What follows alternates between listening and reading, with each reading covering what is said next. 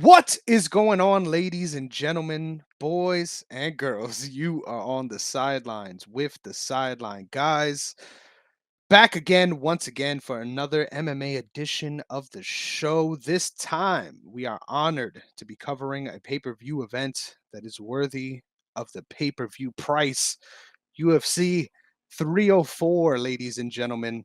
And of course, I would have no other partner than my domestic life mate, my guy from the most strange place you could possibly live in and still consider yourself a New Yorker. Uh, a man that is pretty bright today, which I appreciate. My guy, Sean Negron. How you doing, brother? Oh, mate, fantastic. Glad to be back for now a numbered card. We escaped another hellscape. That's always brutal. I do say I think it was more brutal for me than it was for you. Congrats on that. And but we're here now. We're here now. We're prepared for a very long Saturday night with these 14 fights. I feel terrible for all the people in England who have tickets to this, who have to spend probably 18 paychecks in order to just get nice tickets to these and have to go in the early morning to watch their favorite fighters. But regardless of that, it is a good time. I'm very excited for this card, and we got a lot to talk about. Hey, we can't keep New York quiet, baby. So we're gonna have to live with it, ladies and That's gentlemen. when you know we live in New York. Yeah, you're right. You're right. Yeah, we can't hide it at all. I mean, it never No. comes from your end. We get trains over there. Okay, because I Okay, we don't get live trains. over by you anymore. All right.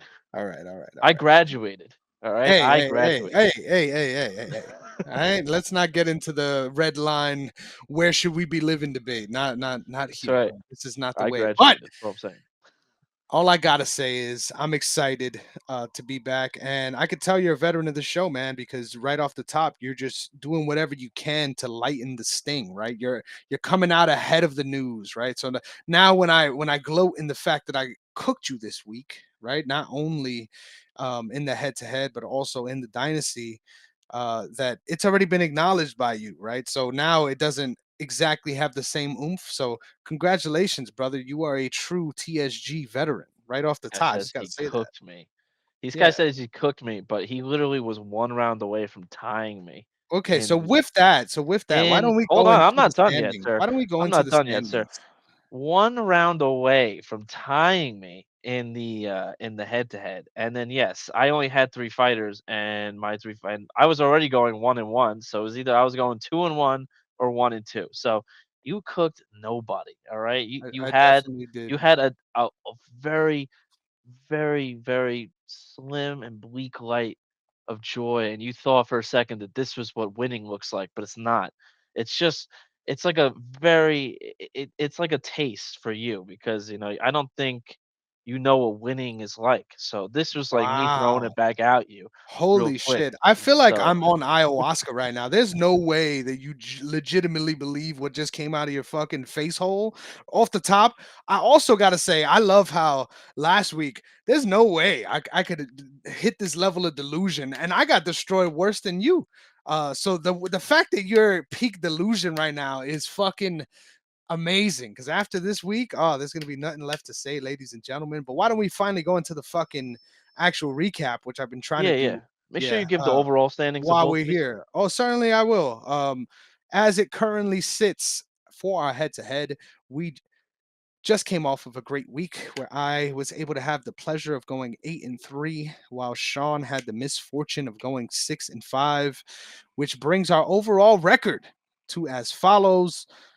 I'm sitting at 189 wins with 103 losses, four no contests for a 64.63 win percentage, while Sean sits at 191 wins, 103 losses, four no contests with a 66.2 win 101 percentage. losses. Don't overhype me. All right. Don't don't Yeah, don't give me it's extra definitely said losses. 101 losses. You said Yeah, 103, but it's all good.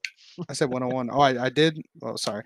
It's All right. hard to read when you have a fucking impulse to choke the person on the other side of this fucking call. So I definitely appreciate that visual aids there. Next up, for our dynasty for the week, I went 4-2, bringing my record to 78 wins, 53 losses, and 3 no contests for a win percentage of 59.33. So a big jump from last week, which is always good to see. But most importantly, stacking these wins, currently have more wins for this year than Sean does now. Of course, just happened to have the misfortune of having a lot more losses as well. So Sean's record in Dynasty for this season is 1-2 after absolutely getting cooked this week, as I mentioned probably a couple times already. He has a total overall record now of 77, 42 losses, and 2 no contests, which brings him to a win percentage of 64.48. So, yes, you're doing well. I will give you that. This is the best you have ever done on the history of this show. But I'm very proud that for your delusional grandeur has brought you to the conclusion that yes, you should be excited to touch victory because I promise it ain't coming again this week, cocksucker. Uh, our dynasty totals now. So this includes this season 2024 as well as 2023 is as follows. I am sitting at 125 wins, 77 losses, 2 draws, and 4 no contests, which brings me to a win percentage of 61.54. While Sean sits with, of course, less wins than me, 123 wins, 72 losses, 1 draw, and 3 no contests, bringing him to a 62.81% win percentage overall. So, as currently standed, Sean leads in all 3 of our major categories after starting this year off with a goddamn bang. So, once again, the kudos is given. I never doubted your skills, but this piece of shit loves talking shit about your boy. So I can't wait for everything to come around and crash on your life. But let's move on to actual discussions about fights that will be happening. But first, make sure that you're locked in to all things OTS Media. Make sure you're following the brand at OTS Media Co. on all social media platforms, OTS Media on YouTube, and make sure that you're also checking me out. You can find me on Instagram at Chris Negron underscore, as well as on TikTok and Twitter at Negron MMA. Sean, why don't you let the people know what's going on in your life and where they can find it? All right. So it's been a while. You can find me at SeanEgron26 on Twitter and bsreports.org. That's my uh, own sports website where if you want to get started, unlike Chris here, you can always do that and hit me up there or hit me up Twitter, and I'll help you get started if you're ever trying to get started in the sports world. You heard the man. Our first fight of the night takes place in the women's strawweight division. So I love that Sean is an expert because I could throw to him right off the top. We've got Shauna Bannon going up against Elise Ardelean. Sean, I know that this fight contains a particular angle that is of interest when it comes to this show, and that is a certain a certain website and what it does to certain fighters. So I can't wait to hear your analysis for this matchup. Oh yes, that's it's a good time. I actually heard like she got like kicked out of her own gym because she was part of the certain website, and she's been battling to stay in a gym. But I as much as like I like having a storyline to start off a nice pay-per-view card, I really don't see this one being anything um too crazy. I'm actually pretty surprised that the odds are what they are at just 166. I would have felt that they should have been a little bit more for Shauna here, because Alice is coming in on, I think it's 3 weeks notice, 2 weeks notice. I don't even know what it is. It's really short notice. Coming in with almost no experience in the UFC level, trying to find a gym. This is I was surprised that they picked her in this regard, but I was also surprised that they like even found her, to be completely honest with you. So if you're betting, I would suggest betting on this fight for Shauna here. I'm picking Shauna to win because I feel short notice coming into this is probably the biggest event for Alice's life right now. This could be a humongous moment. I'm not trying to say she can't win. I just feel like when so many moving parts are happening around you and so much is taking over, it's very hard to come in and on short notice to get a win. So I think Shauna, I forgot who she was supposed to fight first, but coming into a full camp for her and now getting a last second replacement, I do think that she'll have enough tricks to get the job done here, and I would think that this one goes to decision, but I'm picking Shauna. I love that you said that she has no level of UFC experience because if there's I anybody that I think has UFC experience on Elise Ardelean's record, it is her loss to Weili Zhang uh-huh. back in the day. So that was that struck me right here in the heart, brother. But I loved your analysis on this fight because I agree with your angle. And then when I saw when I saw Shauna Bannon's tape, I'm like, "Oh, I don't think she's supposed to be here either, right?" Like we were talking shit about Kurt Hollowball, right? Like we were that Yeah, was the fucking main, and that played out into my favor beautifully, right? it Which did. I relish in that one. But Congrats. yeah, I mean, the fact that I deserve a congrats for that really speaks to the level of fucking diehard nerddom that goes on in this show. God damn it. That's right. So she does not belong here either. So I wouldn't be surprised if we go out there and slip on a banana peel. As far as Elise Ardelean's MMA experience, I think she is actually on the best streak she has been, right? Which is a good position to be in, regardless of who that may be up against. I definitely agree with you, though. Funny enough, wasn't the first time I've ever seen her on my timeline, right? I'll be honest, right? I'll be honest. That's But it crazy. wasn't because of her fighting. So when I put two and two together, I was like, hold on, wait. Um, yeah, I guess the matchmakers are on the sides of Twitter that I am on as well. But my main issue with this fight is we have someone from Ireland who is fighting in Manchester, right? So this is the adopted um North England region, right? um whenever they get these shouts, I guess it's great that they adopt you as one of your own, right? And you're a part of all these things, but it just never really feels right as a showcase on these fight cards. But god damn it, I hope that the crowd goes crazy for Shauna Bannon because I won't be surprised if either of these ladies never fight in front of a crowd again at the rate that these events are going. So yeah, give me Shauna Bannon. If Elise Ardelean wins this by grapple fuck, which is the only way I really see this happening, but it also is like a mixture of like just falling on top of you, which tends to happen in these divisions. I don't know if you knew that about these women's divisions, Sean. If there's a way of route to victory here where Elise Ardelean wins, I'm drafting her in Dynasty no matter what. The next time she appears on a card, no matter what, because I need this like inspiration on the feed. Is that inspiration? Is Yeah, that what we're calling it? yeah. I don't No, I'm believe you. saying it has nothing to do with that. I mean, like what it's gonna do to my Dynasty team. It it's Nothing good. essential. It's essential. Yeah, if she wins, we'll see. We'll see. All right. All Okay. right. But next up, we're moving on to the men's heavyweight division, which is going to be showcased a lot on this card. We got Mick Parkin, former member of the squad. Might have Hmm. to, yeah. I don't know. You might have to. I might have to show up with the boombox, right? You might have to make things right here. We got Mick Parkin minus 275 going up against one of my favorite names to pronounce, Lukasz Brzeski. And I know I didn't do that right, but god damn it, it's an attempt, which I don't know if we're gonna get out of Sean.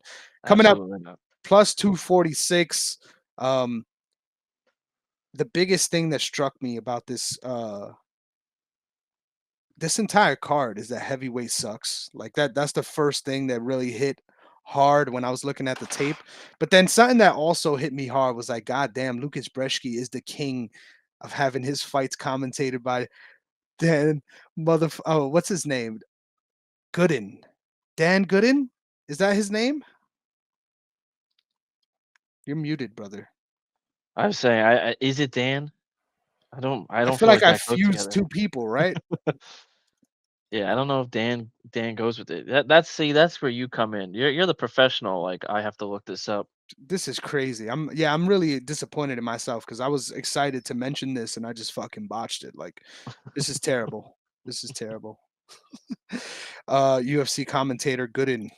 I can't even remember. John Gooden. God damn it. It ain't That's what Dan. it is. Yeah, I was like, John Dan doesn't Gooden. sound He is right. so Lukasz Brzeski is the king of getting his fights commentated by one John Gooden. You love to see that. That's I right. love I love his voice on the call too. Got to say that. But Mick Parkin has a semblance of a game that is not fun to watch, but Oh, it is a game that exists in a in a weight class where usually they're just going out there and punching the fucking thing, right? You're going out there and hitting the guy at heavyweight. Um, but Mick Parkin has a unique blend of going out there and acting like you're gonna go hit the guy, but not hitting the guy, and that is enough to be elite in heavyweight MMA. So give me Mick Parkin over who I'm gonna imagine is gonna Lukasz Brzeski is going to come out really hot in the first round, as he always does, and then after that, probably going to be in a position to get cooked at range by Mick Parkin. So this fight is probably going to suck. Go grab your beers during this one, but yes. give me This is Mick where you Parkin. order food because this is a 14 fight event. This is the one where you're like, all right, guys, let's order food for the main event. I mean, for the main card. Yeah, Make Parker probably won because this is like I say this a lot. I feel that the UFC loves to give like little layups to certain fighters. Um, and I'm not trying to take anything away from Brzeski here. I just feel like Brzeski is not at UFC level yet, right? I think McParkin is a very boring type fighter when you think of heavyweights. He's gonna drag you for 15 minutes to a decision, and this is one where he's just gonna chop with the legs, keep the distance. You know, he's just one of those fighters who just likes to who doesn't ever put himself in a compromising position. He's just, I know he works with Tom Aspinall, so that's kind of another reason why he's on this. Obviously, being in Manchester, England for this card, this is one where you kind of want to get this, 11 p.m. crowd coming in, if they even come in at this time, kind of hyped up. This is the first time you get a hometown guy coming in. You kind of hope McParkin could do something he's never done and actually, shock the crowd and make them excited. And I think this one is set up for him to win by decision, keeping at the distance, chopping the legs up, and just constantly just keeping distance. I think this one is the most boring fight on the card in my eyes.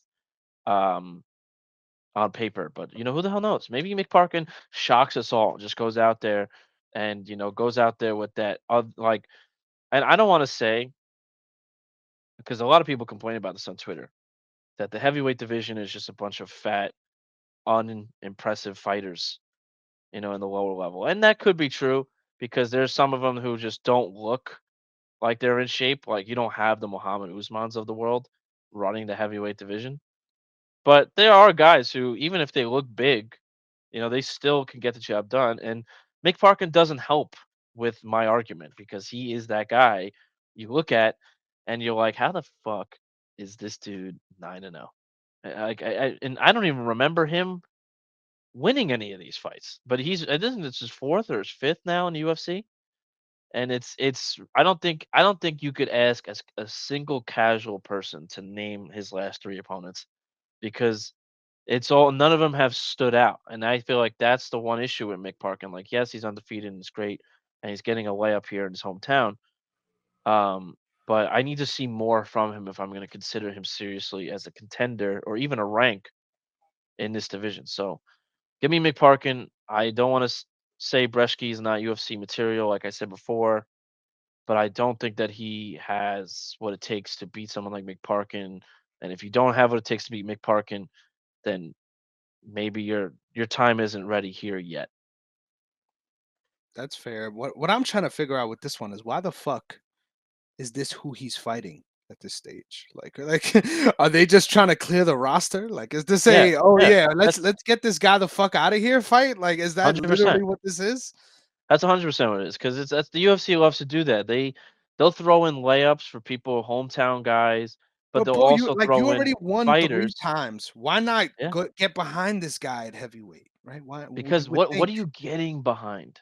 What are you getting behind? A unanimous decision fucking jab fest? bag of Like milk. you Yeah, you know, you there's nothing. That's what I was saying before. There's nothing to get behind yet because he hasn't shown anything to become like a household name or even a name. You know, like we know him because he's Tom Aspinall's training partner. You know, we've seen the embedded, and he's always there getting fucking rocked. So we see him Damn, bro. there. You know, like we know who he is, and yeah, like he's always. I think this is his second or third time in these cards, in these Manchester cards, these England cards, and so I need to see something. Like there shouldn't be a reason you've been around this long. You know, you've been your name is tied to Tom, and you're the second fight of the night, while Tom Aspinall is the co-main event.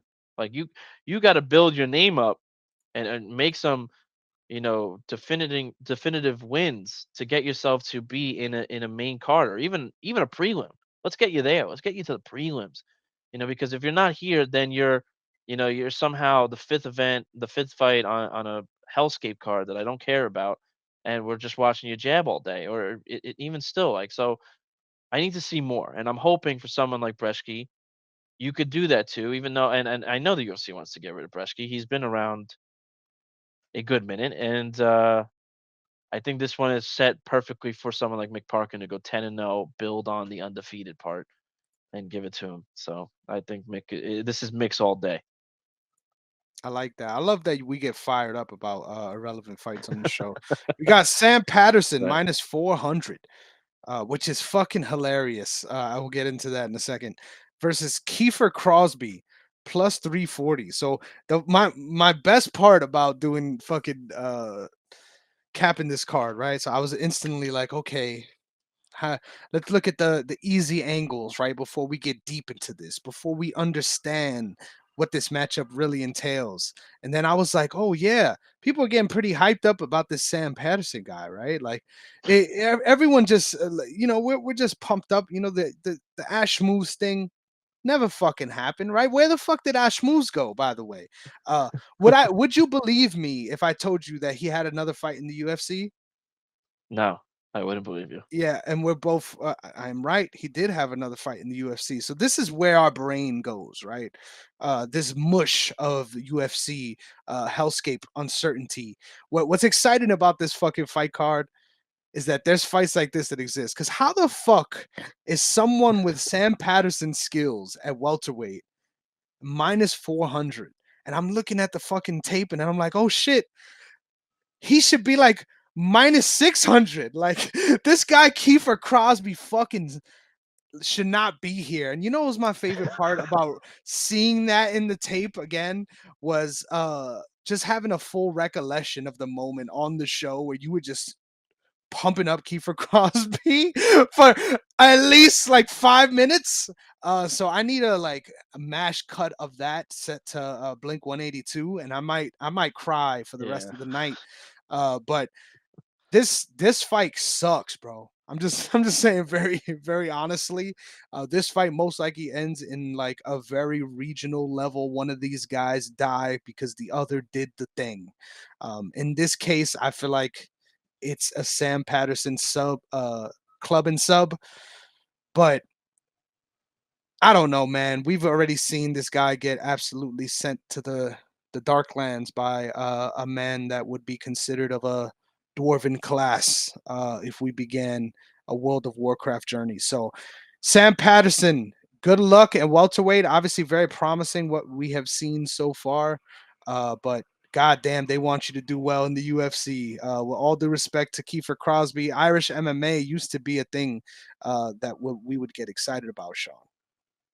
Yeah, this one I didn't have a lot in the notes because, looking at Kiefer Crosby, I just felt like This is not UFC. Another one where this is not a UFC level type guy, and but good for him. This is one where just like the first fight with Alice. This is one where you're gonna get your shorts, plaqued on the wall, and you could say that you were part of the UFC, right? I know, I know Kiefer was here in his last fight, looked terrible, but I think this one is another one, like I mentioned in the last fight. This is made for to hype up the England crowd, right? This is why the odds are what they are. I think this is one where Sam just has a much diverse skill set, much better than what Crosby can put up or even defend against. I think he's just, he excels in his striking. He's got good reach. I think he's going to put up effective combinations on a guy that I think shouldn't even really be here right now. And I think with Kiefer, he leaves himself really open to a lot of counters. I think that's his biggest thing. Watching the limited tape that I did, I feel like every time he's throwing hard, he leaves himself pretty open. And in his last fight, it seemed pretty significant. So I think someone like Patterson that can come in, who's very, like I said, very diverse, who is very good with the reach and his striking. I think this one he's just gonna piece him up. Really, I think he's just gonna wait. I think it'll be a little slow off the rip, but I think once Sam can, figure out the timing, I think this one will be a fraud check for Kiefer Crosby, in my honest opinion.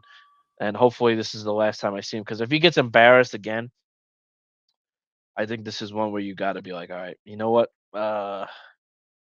Maybe we just put him, because he's probably on like a 3 fight deal, like a lot of fighters are when they first start. Throw him on an Apex. I don't even care if the fight's not televised. Just throw him on an Apex and just let's get this.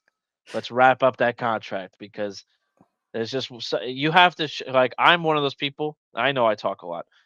I'm one of those people, you have to show me off rip. And if you're coming in and you already got like a sketchy sort of background coming in, you've been on multiple different fighting platforms, and you're bouncing with the win-loss record, and somehow you're thrown into the UFC against a guy who's on like a 4 fight win streak or won 5 out of his last 6. You're in there to get your ass kicked. That's the UFC will never admit it, but that's what you're there for. So you have to show me something. Till then, I don't want to talk shit, but you're in there to be the guy we talk shit about, because you're in there to be a body to add to the win loss record. And that's what this is for Sam Patterson. This is one you don't bet on unless you have a parlay and you're just trying to make an extra $5 in the parlay.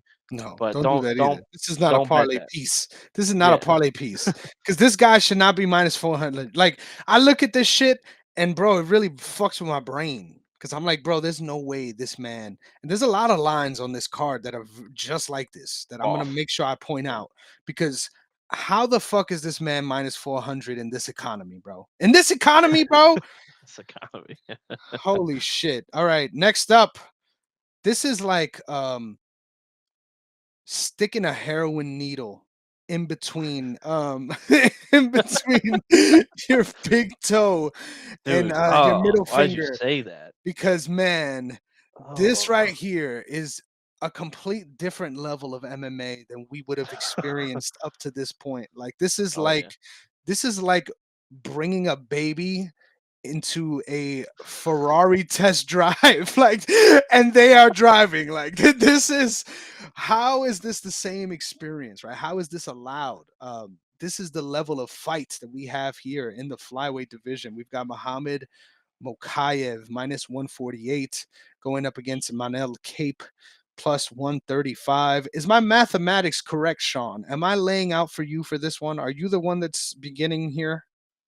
I don't think it's me, but if you want me to go, I really don't remember.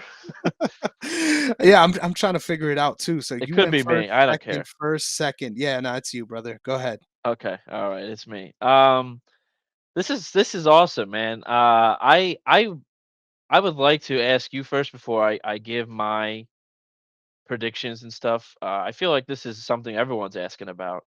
Um, when we saw the Apex card last week, they mentioned, the main card, and originally this fight was on the main card, and then all of a sudden it wasn't, and I immediately texted you like, "What the hell happened to this fight?" And we like, I think everyone originally thought Manel dropped out again. Here we go again.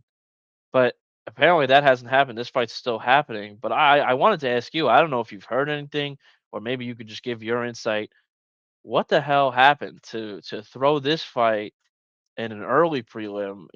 When this got thrown off the main card, I thought, okay, this is definitely going to be like the featured prelim. The one they're going to show on ESPN, and this is going to be the one like, oh, this is why UFC is the UFC. But to see this, as the next fight after Kiefer Crosby comes into the octagon, what the hell happened? Why is this placed where it is?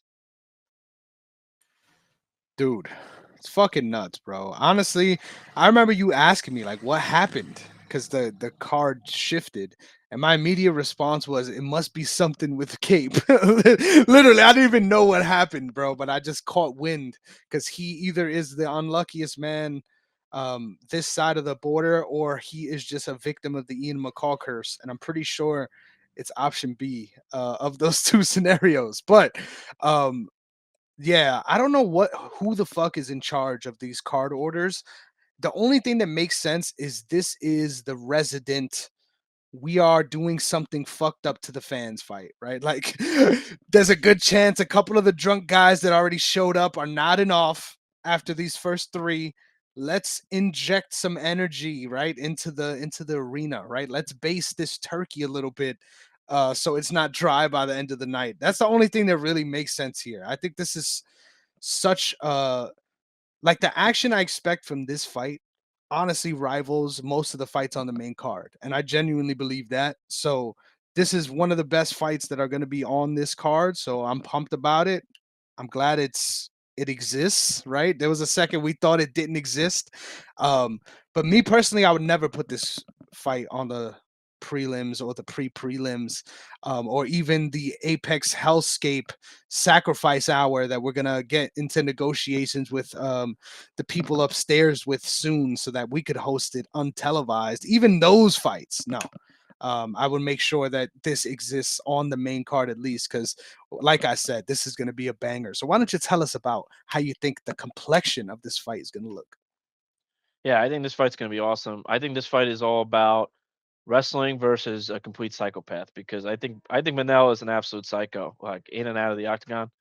If he can actually show up on fight night, bearing the weight cut, bearing whatever magical thing happens that he can't, I'll be very, very happy. And maybe that's why they have him this low, because I think they want to see if he's actually gonna be here. Maybe there was already some inkling that he wasn't. I don't know what the case may have been, but the thing is that, to be honest with you, I think with Cap, I think it's, if he didn't drop out of, I think, his last two fights in a row, I think he probably would have been a number one contender by now, or been really close to it. He had a lot of potential to be already, fighting for a title. It's just whatever's going on with him, and or whatever is gotten in his own way. And I think this is easily the biggest matchup for uh Mokaev. The Mokaev rule, I call it the Mukaev rule because Mukaev uses this all the fucking time with the fucking hand down, the downed opponent thing. That ends starting in October. When I saw that rule being overturned, I was like, wow, I had to add that to the notes so I didn't forget, because that was something he was like prone to doing in his fights. You almost knew it was happening some way, one way or the other. So he gets to enjoy it for probably one final fight before October hits and it's all gone. But for me, I think this is, like I said, it's all about wrestling versus a guy who's really dominant in striking. Uh I don't find Manel to be that great with his wrestling and his grappling. I think that's going to be a humongous issue for him if Mokaev can find a way to take him down. So this is actually like my 50-50 one, because this is really about the potential of what I see in Mokaev, because I have been unimpressed with his last couple performances, but he has gotten the job done. He has survived some crazy fights and some crazy moments for sure. But and we've seen Manel and his potential, and we thought like, wow, like he could be a champion if he keeps this up. But they're both are full of potential, but they haven't shown me what I was hoping to see. And Mokaev is great. I think I'm picking him to win here. I think for me, this is going to be about wrestling and taking him down, being in your hometown. I think this is one where we kind of are when we sit back and we finish this fight. I think this is one where we're both going to be looking at each other, waiting for that scorecard because I think this one could go split. I think this one's going to be about Mokaev trying to win in control time. I think we're going to see Cap come in and probably dominate either round two or round three, and really put the pressure on the judges here. But I do feel that this is more of Mokaev's fight because if he could find a way to take him down, then it's his bread and butter. I think that's where he can really take control of a round and get the job done. But for me, I would not be surprised at all if Cap can find a way to just take damage to a whole new level. I know these guys do not like each other at all. They have seen each other outside the octagon. They hate each other every time they see one another. So this has been a fight brewing for a while. This guy, I don't think he has friends anywhere. This guy starts fights with with current fighters. He's starting problems with Adesanya during the whatever it was, the promo press conferences. He's saying the F word during his post fight What word is speeches that? to the Friendship? F word. Yeah, yeah, that Yeah. of course. What Friendship. word is that? I'm so confused, bro. Yeah, yeah, yeah, friendship. That's the word. So this guy's out of his fucking mind. But that's what I kind of like that. I kind of like seeing that in a UFC fighter. So this could either be some Mokaev getting put to sleep or Mokaev putting the fans to sleep with another wrestling decision win, which I know fans hate to see if you're a UFC fan. It doesn't make any sense to me that you want to watch MMA, but you prepare yourself for boxing. I don't get it. So, but I have Mokaev by decision via ground control time. I just gotta say, I'm so thankful that we ended up with the way that we did with you breaking down this fight first, because literally that was probably the best single moment I've ever had on this show's history of just sitting Oh, here here and we go. listen to you hype up a fight for so many reasons, bro. First of all, I just got to say I've never felt more seen than you taking a concept that was in my subconscious, right? That I never really fully crystallized and bringing it together with this Mokaev rule shit. That is the most brilliant shit I've ever heard you say on this show. So that's amazing. It will for now and forever be Thank known you. as the Mokaev rule because that is so true and something that I've constantly noticed as well. And never, I don't know why, it just didn't really occur to me that it was that important here. Because God damn it, we live in an ever-changing world, and that is going to be changing very soon. So God damn, going from that to it was just phenomenal. Like the fraud check rant, fuck man, this guy is good, ladies and gentlemen, and I found a gem. But with all that being said, this fight is fucking awesome. I'm gonna be picking Manel Cape here. I think what makes me excited about this fight is I think Muhammad Mokaev has been someone that has really excited me on his MMA journey for many, many years now. But with that excitement comes a lot of frustration, right? I think watching him fight and the choices that get made. I think sometimes, really, as an observer, right, when you know the skills and the level and you see the potential and the things that he is able to do, it's just kind of frustrating, man. And that Mokaev rule conversation is some of the biggest parts of it for me as a fan, right? And for his overall development, like, I think there's a world where all of his fights in the UFC easily go his way, and none of this criticism is deserved. And I think his skill platform, that fighter still exists, right? The fighter that can be flawless on this run still exists. But something about the way his UFC run has gone really just doesn't sit right with me. And I think the momentum of the way these fights have been going and him constantly getting roughed up in positions where you would think he would have the advantage, particularly in the clinch.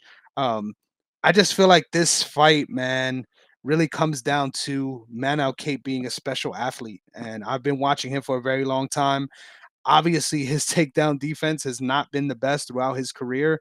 It's fared better in Risen when he had shoes than it has in other contexts. But now that we are under the circumstances we are, I think even if he goes out there and gets controlled for over a round, I won't be surprised if just with his physicality and his ability to impose himself, he gets the knockout late here. So there's a lot that needs to go right here, in my opinion, for Muhammad Mokaev to win. And I think Manel Cape, while he needs to catch lightning in a bottle, I think his physical platform is really going to make the difference in this matchup here. This is the circle this fight until Friday, because who the fuck knows if anybody has had an issue with showing up to these fights. It's Manel Cape, so hopefully he comes in and looks good on the scales. But I'm convicted. I'm doing it. Let's fucking go, Manel Cape. Next up, because Sean's got nothing to say. I've got him stunned. No, We move I was on. surprised there. I was surprised there. My bad. Wow, wow. I love that. We move on to the welterweight division, the division of kings, where we have Oban Elliot, a representative of my dynasty team, going up against Preston Parsons, with Oban Elliot being a plus 118 underdog. Preston Parsons minus 135 on the return. I'll take the lead on this fight, but this fight sucks. So I'm going to back it up real quick because we didn't even get to mention. You own both of these guys on Dynasty, right? So we'll back it up. Fucking flip it back if you want. God damn it. Since you own both of these guys on Dynasty, obviously you're picking Mokaev because I would assume trajectory Oh, rise. You well. feel like he has the better platform, right? Um, how do you feel about the fact that you're getting to experience what I've experienced the last 3 weeks? Having some of your guys fight each other, and the potentials for both of these guys moving forward at flyweight. Well, I had it last week with Lee versus Emil. So I hate when it happens, but I also like it at the same time because it shows that what I see in these fighters, the matchmakers, I guess, see it as well. That these guys have the potential to be great, and that's why they're facing each other because you can't have two champions unless you're in the heavyweight division. But it's the we for this I love this because I still believe that Manel could be something so great if he could just get in the octagon. If he can make weight and get in there, and when they until they lock the cage, I don't believe he's there until they lock that cage. And Mokaev came in with all this hype. So when I took him originally, the hype was there. He's been undefeated still. He looked the part. He had I forgot who he submitted the fight before I picked him, but he's had some great fights. So when I took him, I was like, all right, I'm glad that he's gotten the win since wins every time I've taken him. But for me, I felt like it's almost when Manel I believe in more than I do Mokaev at this moment. If Manel could get in the octagon, I like what he's brought. And he kind of came in not out of nowhere, but when I first saw him fight, I did not believe that this was the potential that I could see in him. So seeing how much he's jumped over his last 3 or 4 fights he's actually fought in, there's so much there. And for someone like Mokaev, the hype is already there. The potential's already there. So for having both these guys, who I believe could be top 5 guys in this division, even title contenders, even title holders, it's great to have. Like I love this division. I love this division is has become what it's become. There was a time where it was very, very bleak. I do feel that it's starting to really turn it around. It's been a while, and I feel like these last 2 or 3 years, it's really starting to grow a lot of bigger names. And I think these guys haven't even hit their prime yet, to me, in my honest opinion, especially Mokaev. And I think that we could really see the growth of both these guys. Hopefully, we could get some answers on what's been going on with Manel. If he's part of a press conference, he's got to be asked. I think something's got to be going on, or I don't know what it is. But to answer your question, man, it's very exciting to have both these guys. It does suck that they're facing each other now, but to know that I have them for the future for both, like they got to be favorites in both their fights. So in most of these fights, so it's really great to have both of them. I look forward to having or to seeing what these guys do in their respective careers. Fucking love it, bro. Next up, the fight that's been on the screen. We've got these fucks. This fight sucks. Preston Parsons. What what what my favorite part about watching the Preston Parsons tape is I'm like, Hold on. Does this guy suck? Hold on. Is this guy Colby Covington? Hold on. Are those things mutually exclusive? In 2024, does it suck to be Colby Covington? Because in 2021, it didn't suck to be Colby Covington. But I feel like if there ever has been a Colby Covington that has Colby Covingtoned, it is Preston Parsons. Am I? Are you following me here? Does this make sense? Yeah, no, I'm following you. To me, I don't look at him like Colby Covington. If anything, Colby Covington. I look at him more of like Colby Covington of 2023. Like expected more, but it hasn't really been what I expected. Like been what I Wait, hoped. you expected things of Preston Parsons? Yeah, for a short How? time when he joined the UFC, even when he lost to Daniel Rodriguez, I felt Daniel Rodriguez was big for that weight class. And I still expected like, all right, first fight at UFC, he'll turn it around. And then I think after beating I have to look at his name here, Evan Elder, I was like, okay, now I believe. But he's had a lot of canceled fights and fighters that have come in short notice. And then yeah, the Trevin Giles fight kind of sucks because that's what really killed the hope I had. I really thought Preston could have pushed through Trevin Giles, and because I think we even talked about I don't remember if we talked about Trevin Giles in this fight or a fight after that, but I had so much more hope for Trevin Giles myself, and then I didn't start to believe in him, and then Preston Parsons lost to Trevin Giles, so it's like those two fighters especially are guys I just don't know what to believe in for either of those two. But I know Preston won his last fight, so it's one of those where this isn't a fun fight for me. This isn't one I'm looking forward to, but this is hopefully someone can show me like that they're real in order like not like real as in like they belong here, not just they're gonna bounce on this win-loss record. Yeah, I love that, man. This is the real fight. I'm definitely gonna, and it's not just because of Dynasty. I'm gonna be signing with Oban Elliot here. I feel like the overall level of skills lean in his direction. Obviously, Preston Parsons has a significant grappling and endurance like advantage. Like I feel like no matter what, we're gonna find ourselves in that scenario. I think straight jujitsu they might be a little closer than people imagine, but all those in between phases, I think, definitely go towards Preston Parsons, which usually is contrary to how I pick fights. But I definitely feel like Oban Elliott has the much bigger and better athletic platform here. And I just feel like he is a consistent fighter at this weight class, which, if anything, against a fighter like Preston Parsons, who's going to be on you for 15 minutes, is a very good trait to have. I think Oban Elliott goes out there and fights like hell, right? Even if it's not necessarily um, the best thing to do at every second of every moment of every fight. The dude goes out there and fights like hell. So I really think as this fight goes on, he's going to keep wearing on Preston Parsons and eventually get a TKO in the third round. So give me Oban Elliott. Yeah, for me, shout out to the police siren. uh I have to go with Preston here because this is like back to back fights for me where you get a wrestler grappler against a guy who's not good at the grappling or wrestling, who's good at the stand up, who can, make combinations and stand up, a solid all around skill set.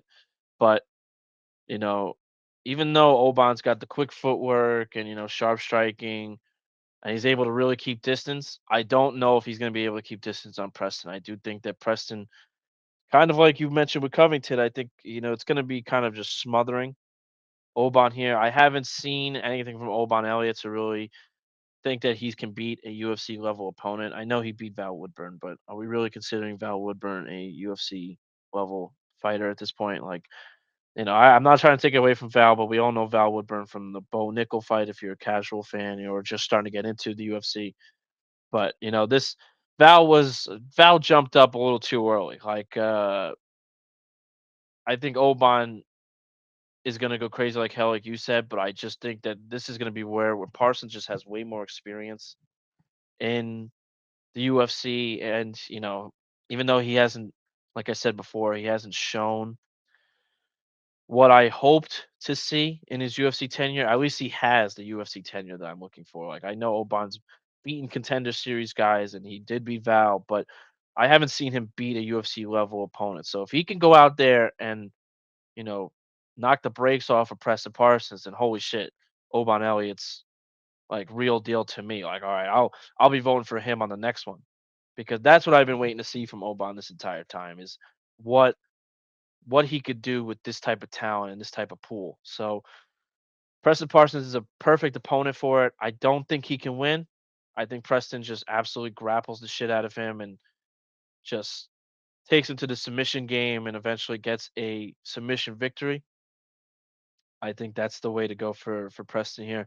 I think this is one where UFC also another one where they kind of want to build around Preston because they believe what you were saying. I think there is some sort of Colby Covington aspect there. I think there is some sort of hype you could build around with this guy. Like I think he's definitely got a name you can remember with Preston Parsons. Like I know him because of the hype that was built around him when he first came into the UFC. So I think it's still there. And I think this is one where he could, if he could go out there and submit someone like Oban, I think that can build his resume a little bit. 2-fight win streak. Let's try to get another fight before the end of the year, and I think that's what happens. I give me Preston by submission.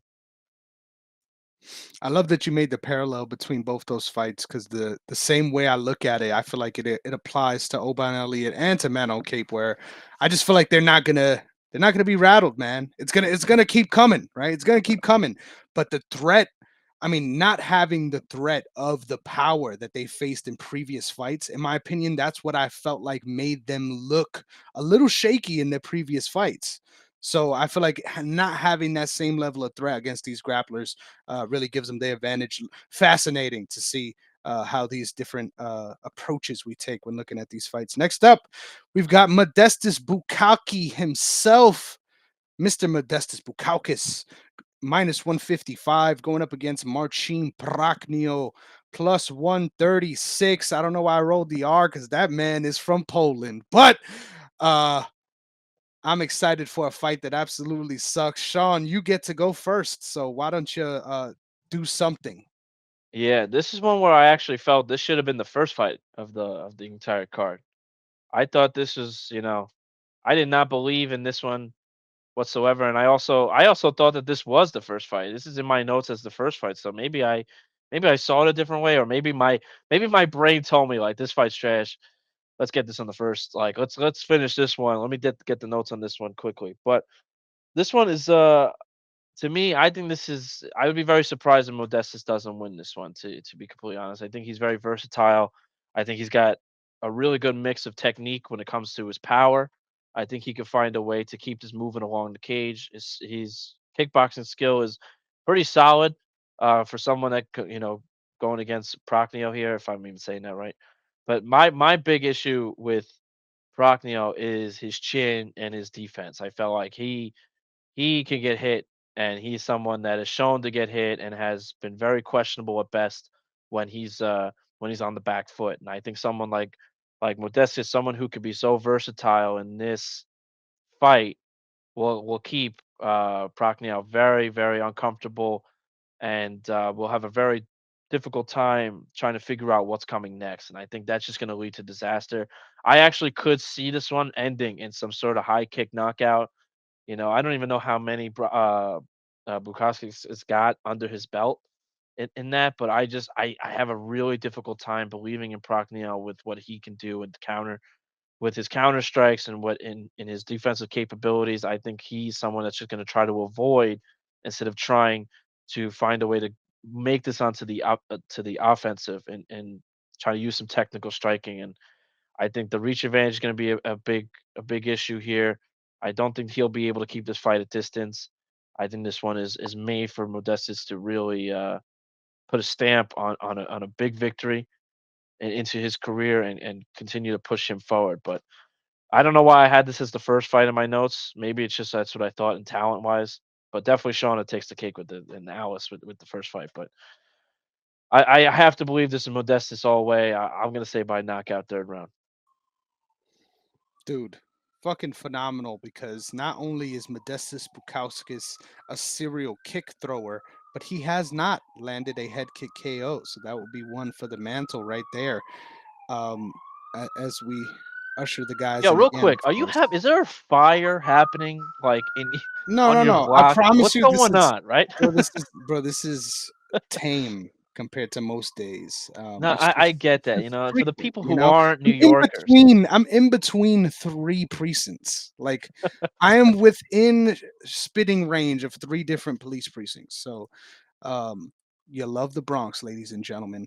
that's But right. as I was about to say, before I was rudely interrupted by these fucks, not you. It wasn't even you.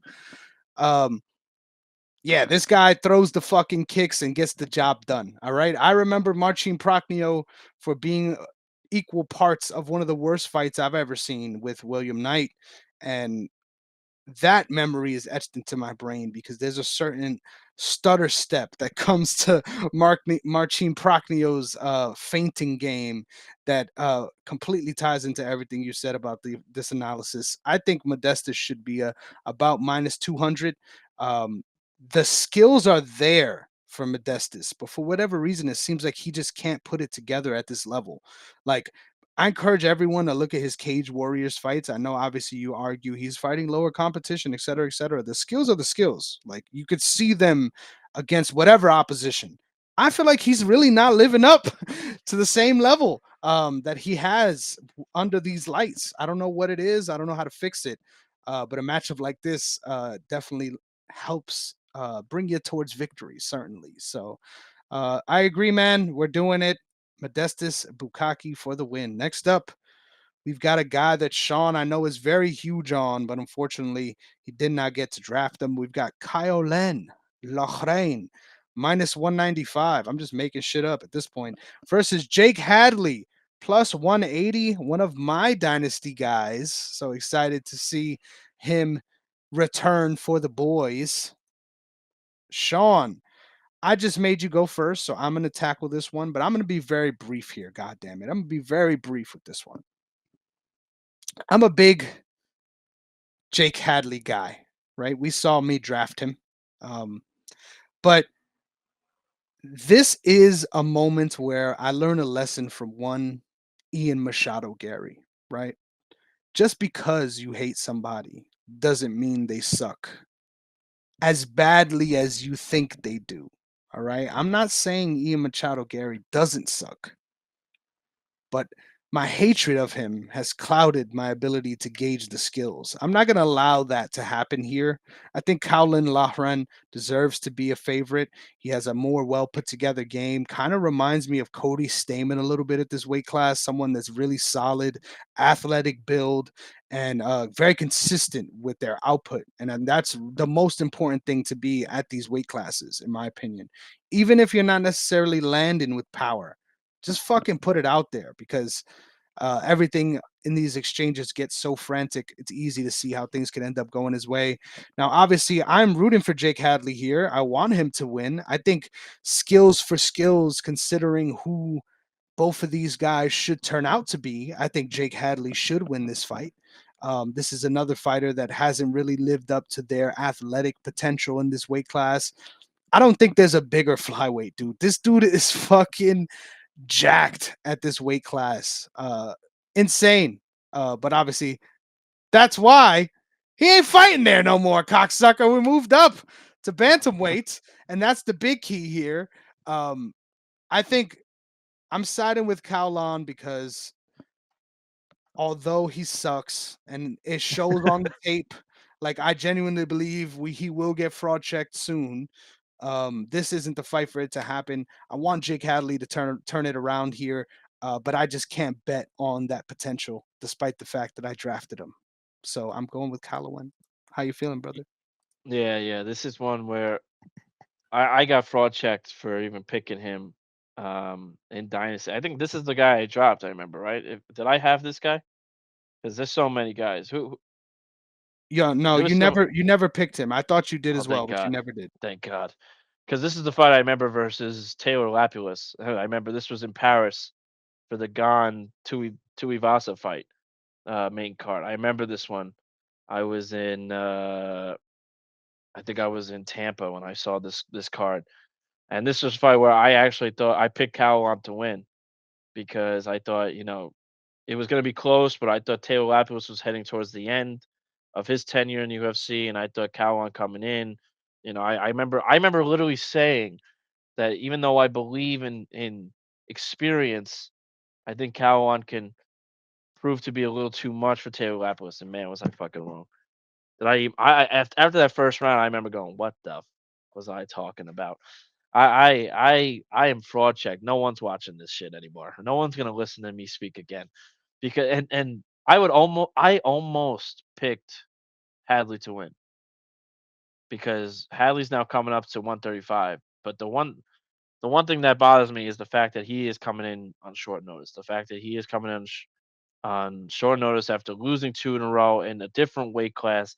Like you couldn't ask for all three things to be, stacked against you. And for someone like Caolan who finally got his win in Atlantic City, I remember that one. I started to believe that he has potential to stay in the UFC. Do I think he will eventually get fraud checked like you mentioned before? Yes, absolutely.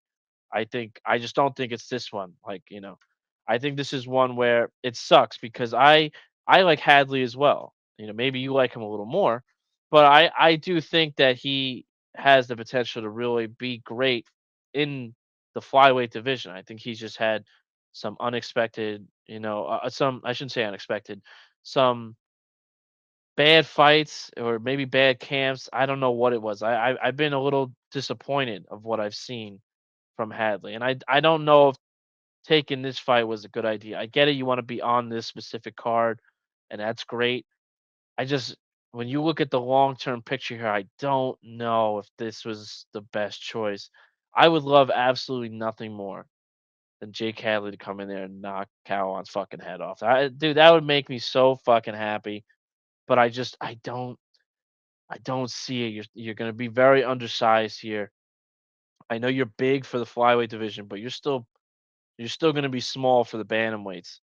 And I think for me, this is so perfect for Caolan to handle a guy with a smaller size, mediocre skill set right now, coming in on short notice with a two-fight losing streak, who's really just doing this to be on the specific card. Like I think you could really take a huge advantage here and build a nice little winning streak for yourself.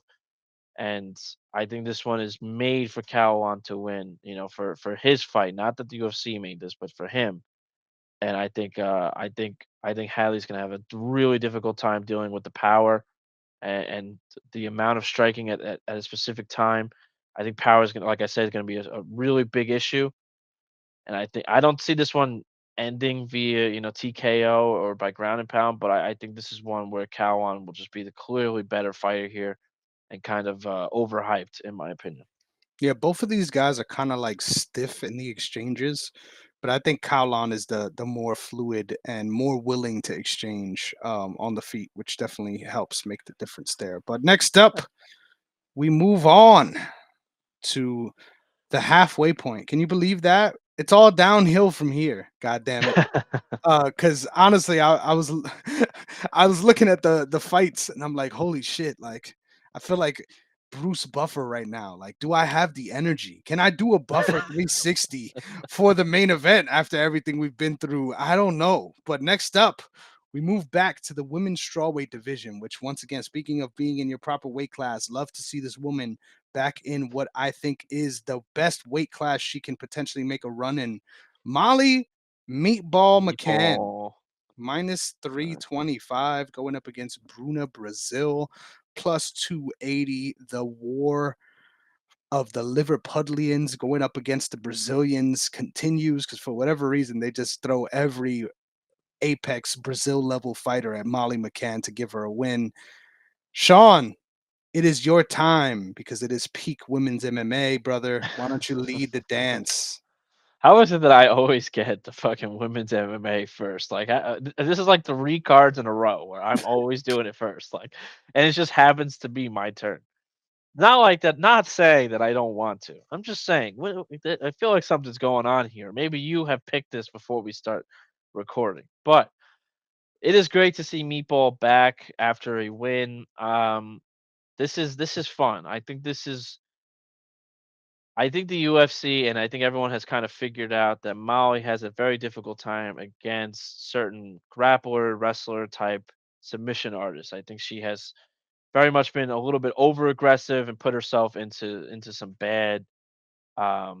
very bad positions, especially when she lost to Jalija, right? Jalija, is that what her name is? I that one that one I felt like was such an easy comeback win for her after losing to Erin Blanchfield, which people shit on Meatball for losing, those two in a row, but like Erin Blanchfield is real fucking deal, and especially at a different weight class. Like Erin Blanchfield is so dominant.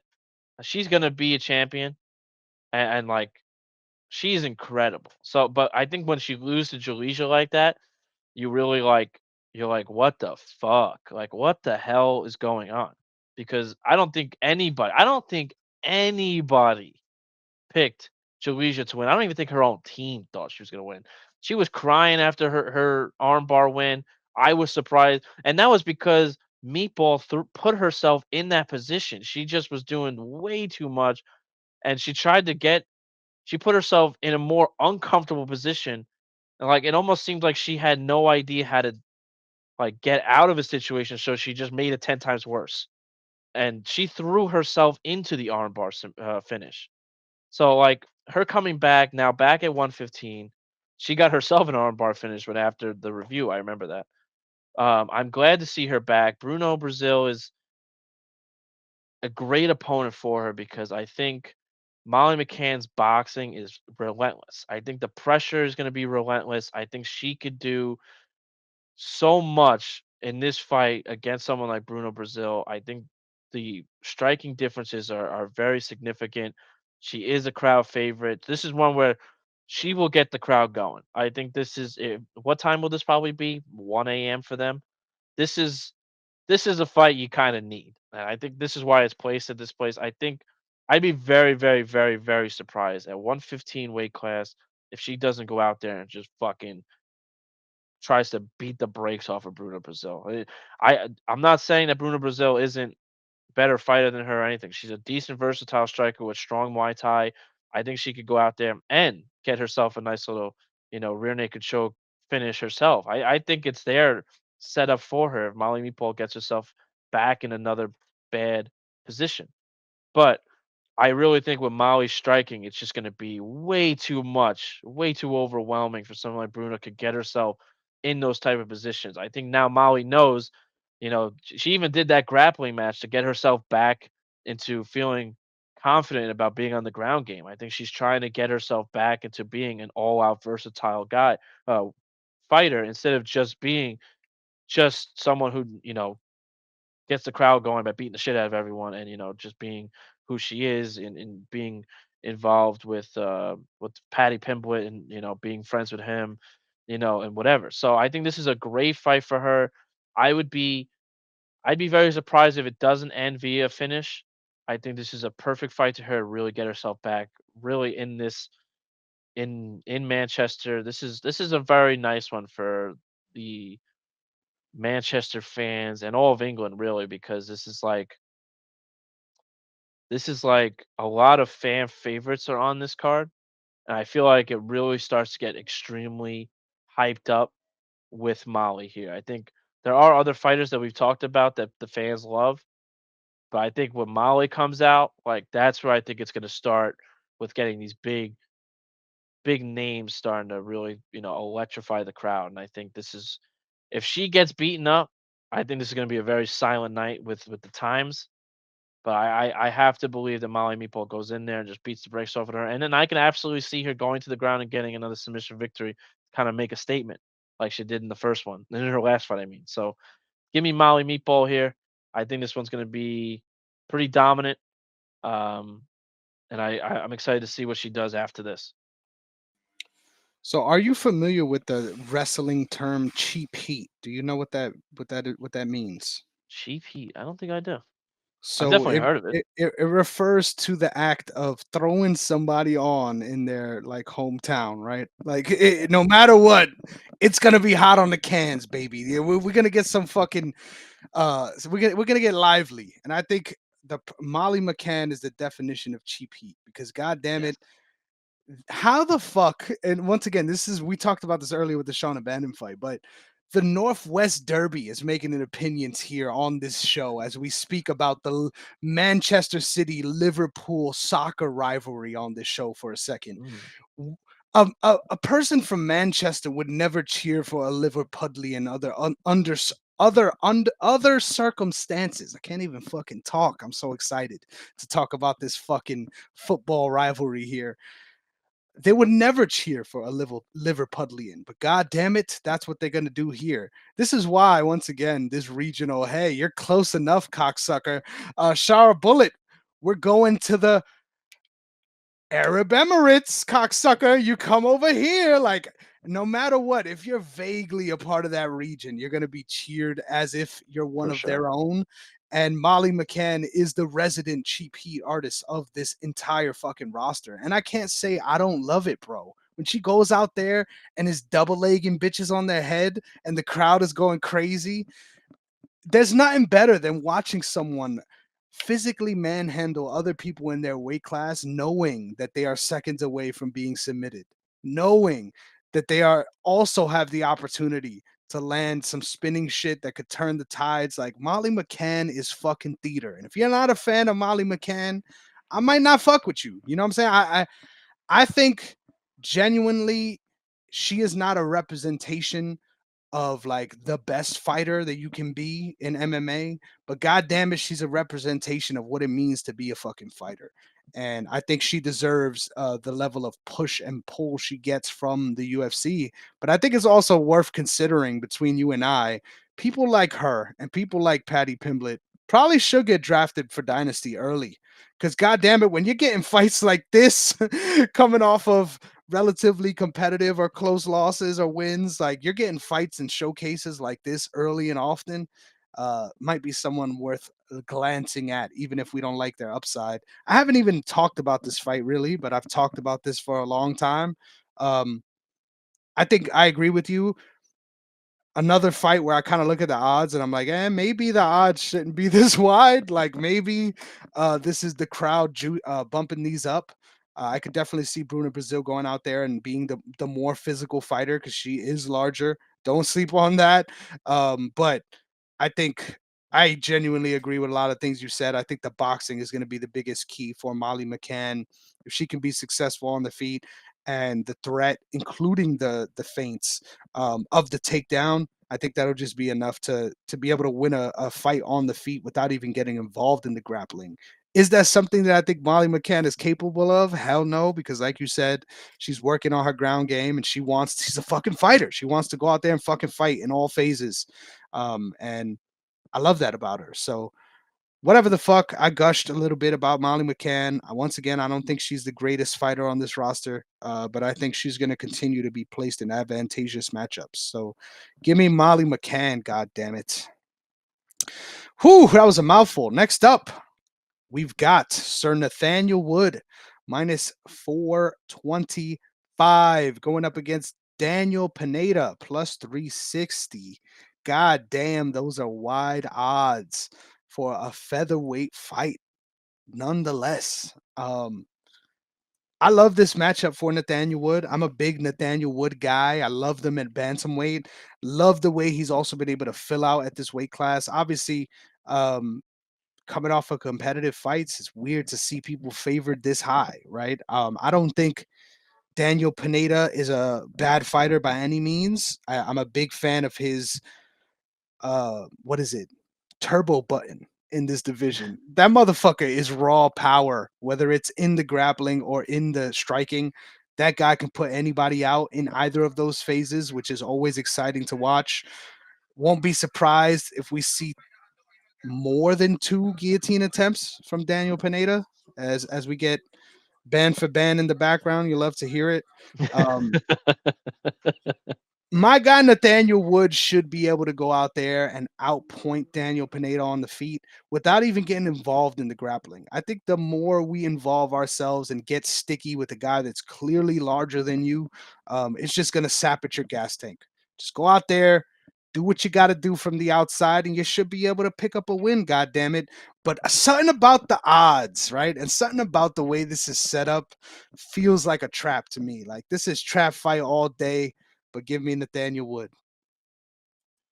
I think the odds are the way they are because Pineda, like his resume over the last like 3 or 4 years have been so questionable with so many no contests, so many canceled fights. Losing to Alex Caceres. It's you haven't seen anything like where I should say, I don't want to down him, but like you haven't his wins are you have the guillotine choke, you have a crucifix elbowing, like you've seen some nasty finishes from Pineda, but it just hasn't been consistent. Like we're seeing a lot of fights that don't go his way, a lot of fights that get overturned. We're seeing no contest, like I mentioned before. I think that's why the odds are the way they are. And then for Nathaniel Wood, he put up a good fight against Naimov. I thought I just didn't get the job done. So seeing a minus 425 favorite off of a loss, that's pretty wild. I did not expect that. But this is, I feel like, to me, a I do feel like they have it almost right. I would have probably had it at like minus 250 or minus 300. But I do understand why they have this so high because you just haven't seen Pineda in so long at a consistent level that you really don't know what you're getting from him now at this point in 2024. But I think with Wood, he's a very technical, proficient guy. I think he's going to be his striking accuracy and his aggressive style is going to be way more than enough.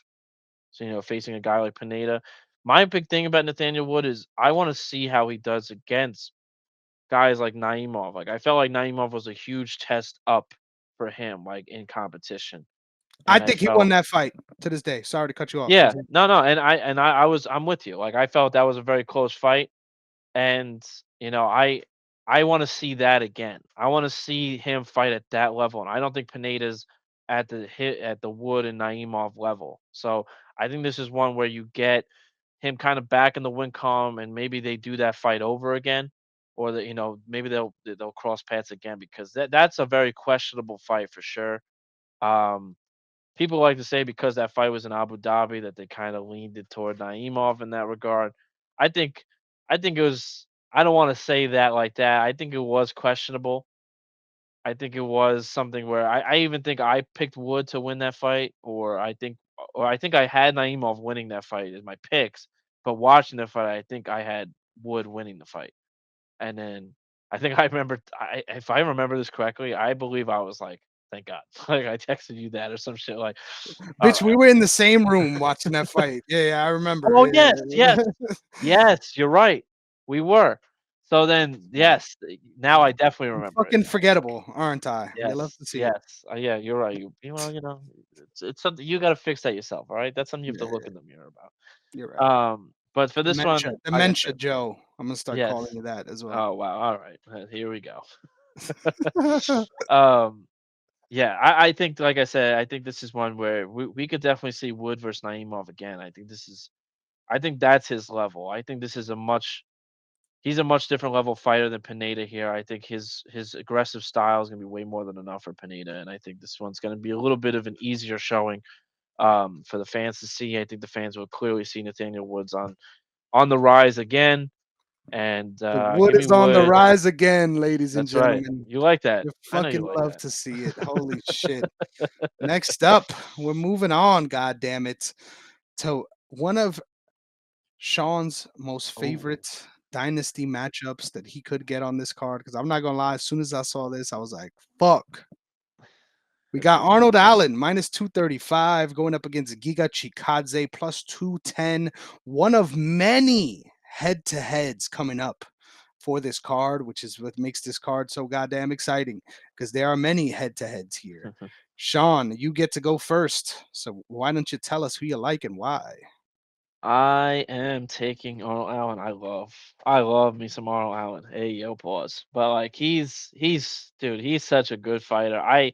I don't care that people write him off. facing Movsar and facing Max Holloway are as dangerous as you could get in this division. I think I'm not saying that Chikadze isn't that level. I think he is that level. I do think he is. I think this fight's going to be a really good fight. I think these two are going to be with some strong striking and pretty decent grappling on both ends. I think this one could be like a very fun fight. But I do think that Arnold Allen is like right here and Chikadze is like right underneath him. Like I would say like one or two fighters underneath him. I think this division is so heavy that anybody could beat anybody on any given day. I really do believe that. I think if Chikadze was healthy throughout the last 3 or 4 years, I might have even had this fight as a little bit closer, or maybe even giving it to Chikadze if he was more healthy and coming off of a two-fight losing streak for Allen. This is it could have been closer, but for me, I just think that Arnold Allen is desperate for a big win here, coming off of two guys that he knows he has to see again in Movsar and Holloway. And I think no better way to get yourself back on the map than to beat someone like Chikadze. Um, I feel like Chikadze is like I'm forgetting the word, is like a perfect placeholder for like a top seven, top five guy. Like Gatekeeper. he Good old gatekeeper. Thank gatekeeper. you. Like, we've seen him fight so many competitive fighters, and I feel like once it gets to a point where you think like, all right, this fighter's better than him, or you think this fighter could be better than him, he can't win it. But anyone that's below him, he dominates in grand fashion. So I feel like, in my eyes, I look at Arnold Allen as someone that could potentially be a future champion in this division. Maybe not at this current moment, but build off a nice 2 3 fight win streak. I think he can get himself into a title shot. And if he beat Holloway that night, he was in. He was going for the title. Like there was no doubt about it. He was right there. Um, I think this one is Arnold Allen all day. I think this one it's going to be a lot about exploiting, damaging strikes, trying to neutralize Chikadze's, his dangerous strikes of his own. I think, like I said, with the injuries, I think that's going to play into a big factor for Arnold Allen just going full pressure. I think his grappling is going to be one that's going to be too much for Chikadze. Even though I think Chikadze is the bigger guy, I think this is one where Allen is just clearly a better overall fighter, and I think he'll be more than capable to be more risky to try to get a finish or try to do more, permanent. I want to say permanent damage because that sounds messed up, but more of a dominating finish in order to get the job done. So for me, I have to think Arnold Allen gets a huge victory here, and I would not be surprised if it ends via knockout.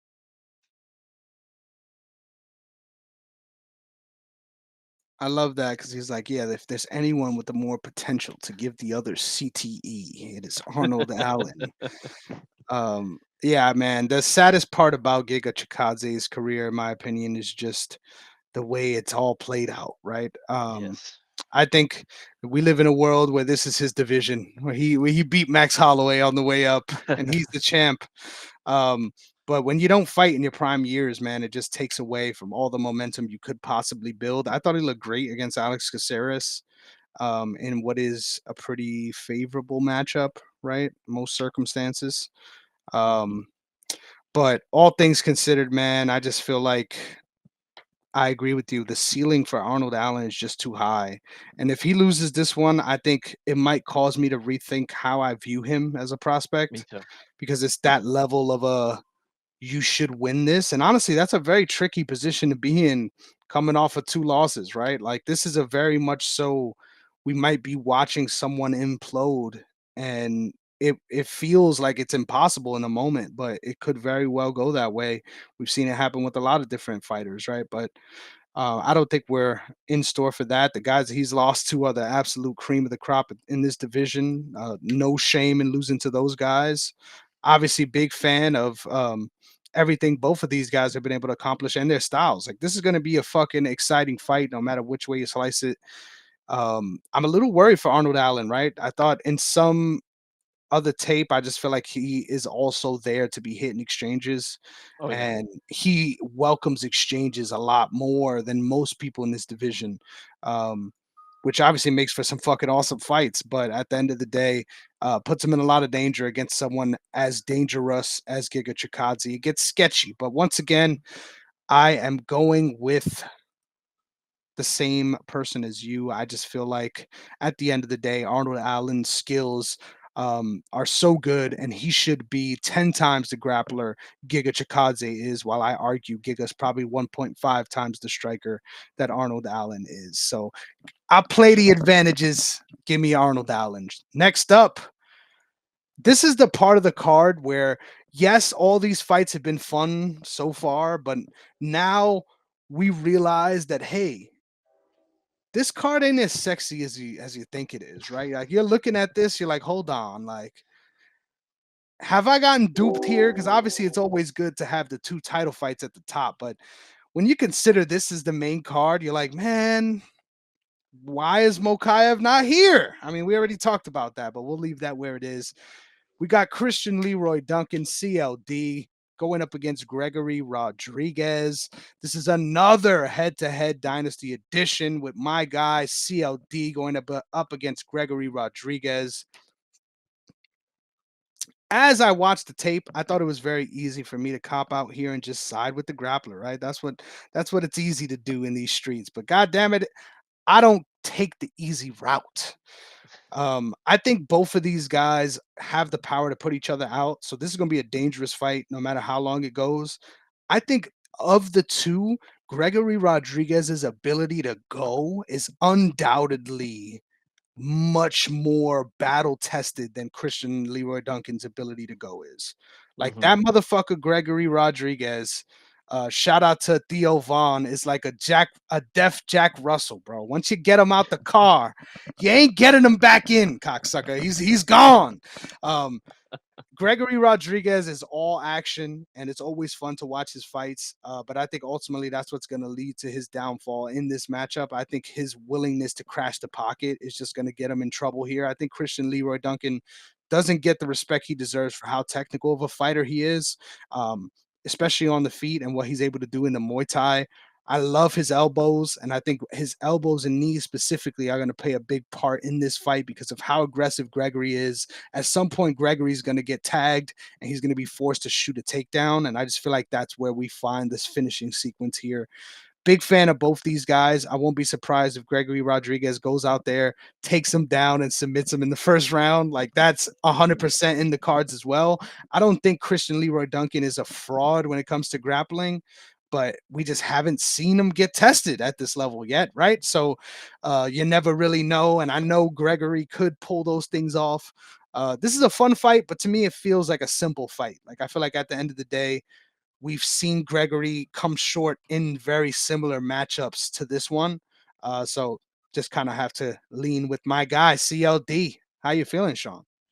This is tough for me because this fight I feel like can end for in either way for both these guys. Like the thing is, for CLD, man, he's so dynamic with the striking and athleticism. I think he has the capability of delivering really powerful strikes and punches. His footwork's really good. He makes it really makes himself a really difficult target with how he moves. He controls distance really well. But his one problem for me when I watch him on film and I've seen his last couple fights is his vulnerability to getting taken down. And I think Gregory Rodriguez comes in, and why I picked him for Dynasty was because he's like funny to me. He will go, guns blazing in certain fights, and I feel like he relies so much on his powerful striking that you kind of forget that he's, you know, his strong background in Brazilian jiu-jitsu, and that's what like he's even better in being a BJJ champion than he is at being a striker and a knockout artist. Because we've seen his last couple fights end via knockout. We forget how good he is once he gets you to the ground. And I think that's where he could be so dangerous for against CLD, where if he can find a way to get him to the ground, I think he'll it's so crucial, and I think he could absolutely just take CLD down and like literally like get a finish and finish him off there. Hey, yo, pause. But my issue is exactly what you said. It's exactly in my nose. I feel Rodriguez was going to go in there and kind of leave himself open to a lot of knees, to kicking, to a lot of counter strikes, and I think CLD's power is better than Gregory Rodriguez's power, and I think Gregory leaves himself open too much to the point where he could get hit pretty crucially and it could end not so great for him. And I think this is a great fight to have on a main card because I think they want this to be like such an incredible experience via on the main card when you have these two guys going after each other. You get a big name in Paddy Pimblett next. You get a heavyweight fight in Tom Aspinall after that. And then you just expect an absolute shit show with Belal Muhammed in the title fight. Because I think that's why they did it. I think they wanted to overload and pack the main card with potential knockouts that when you get to Belal Muhammad and what the fans think is going to be super boring, they're kind of like, all right, well, we saw our main event in Tom Aspinall. We're good to go because I think that's the fans' main event is Tom Aspinall. I think everyone knows that. I think that's the fight everyone is most excited about is seeing him again. Is how it should be John Jones and all that stuff. But for me, I have to agree with you. I think CLD wins. I think he finds a way to kind of catch him. To be completely honest with you, I think this is one where they're going to be exchanging back and forth early on in the first round. I think Gregory will then try to form some sort of way to grapple himself either towards the cage or get this fight to the ground. And I think that's where Christian or CLD, whatever, catches him sleeping, to be completely honest with you. I could see some nasty fucking uppercuts, some crazy like counter come in and just puts Gregory Rodriguez like out cold. And that's just what I expect. I expect that in this fight. I think CLD can win this fight. I think both of them can easily win this fight if they fight their own fight. But to me, I think Duncan is more dangerous in this scenario. I think he's been completely prepared for this camp. You know, he was supposed to fight Robert Bierchek. I remember whatever the fuck his fucking last name is Yeah, your number one overall pick. before. Yeah, yeah. Don't shut up. Don't mention it. All right. But that was the fight originally, and then getting someone like Gregory Rodriguez, and then getting it pushed up to the main event, the main card. I mean, this is going to be an awesome fight. I do believe the UFC knows what they're doing. I do believe the Kape fight should have been put on the main card as well, but this is still going to be a banger. I'm going with CLD, unfortunately. Hey, as long as you got your CDL, we can go for a trip. Next up, we got that was fucking terrible. I don't know who the fuck I think I am, but that was terrible. Next up, No, we that in was the good, man. lightweight I'm division. gonna No, that say was it. I'm fucking gonna. terrible, bro. That was fucking horrible. Don't lie. That was I am dropping dad jokes, and as to my knowledge, I am not anywhere near a father. So holy shit. I'm sorry for my That was kids awesome. for what you will have to deal with. Next up, in the lightweight division, we got Bobby. I fucking lied. We got King Green minus 116 going up against Patty Pimblett, the Lord's favorite, minus 102.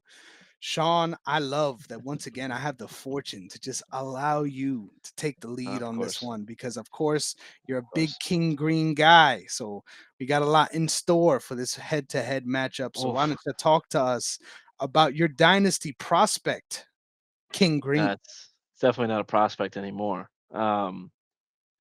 This is another tough one, man. This is another tough one where I'm actually picking against my own dynasty guy for the second straight fight.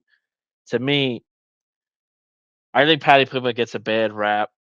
Um, I don't think he's as good as he was once hyped up to be when he first started, but I don't think he is as bad as everyone makes him out to be now. Losing, well, sorry, winning to Jared Gordon where I clearly thought he lost was I think a big major moment for him. Um, Not in the moment because I think he came out there and the reason the fans hate him now, maybe not in England or Manchester, I should say, but especially in America, they don't like him because I think of how he handled himself on the mic to Joe Rogan about the whole, oh, you should be paying for me for, being on the mic, joking around.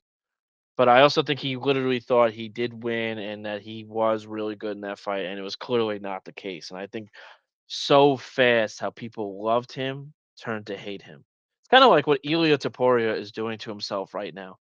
Like people loved him, Funny and how that now works, right? The it is history right. those two have. Yeah, and well, they'll fight each other one day. I guarantee it.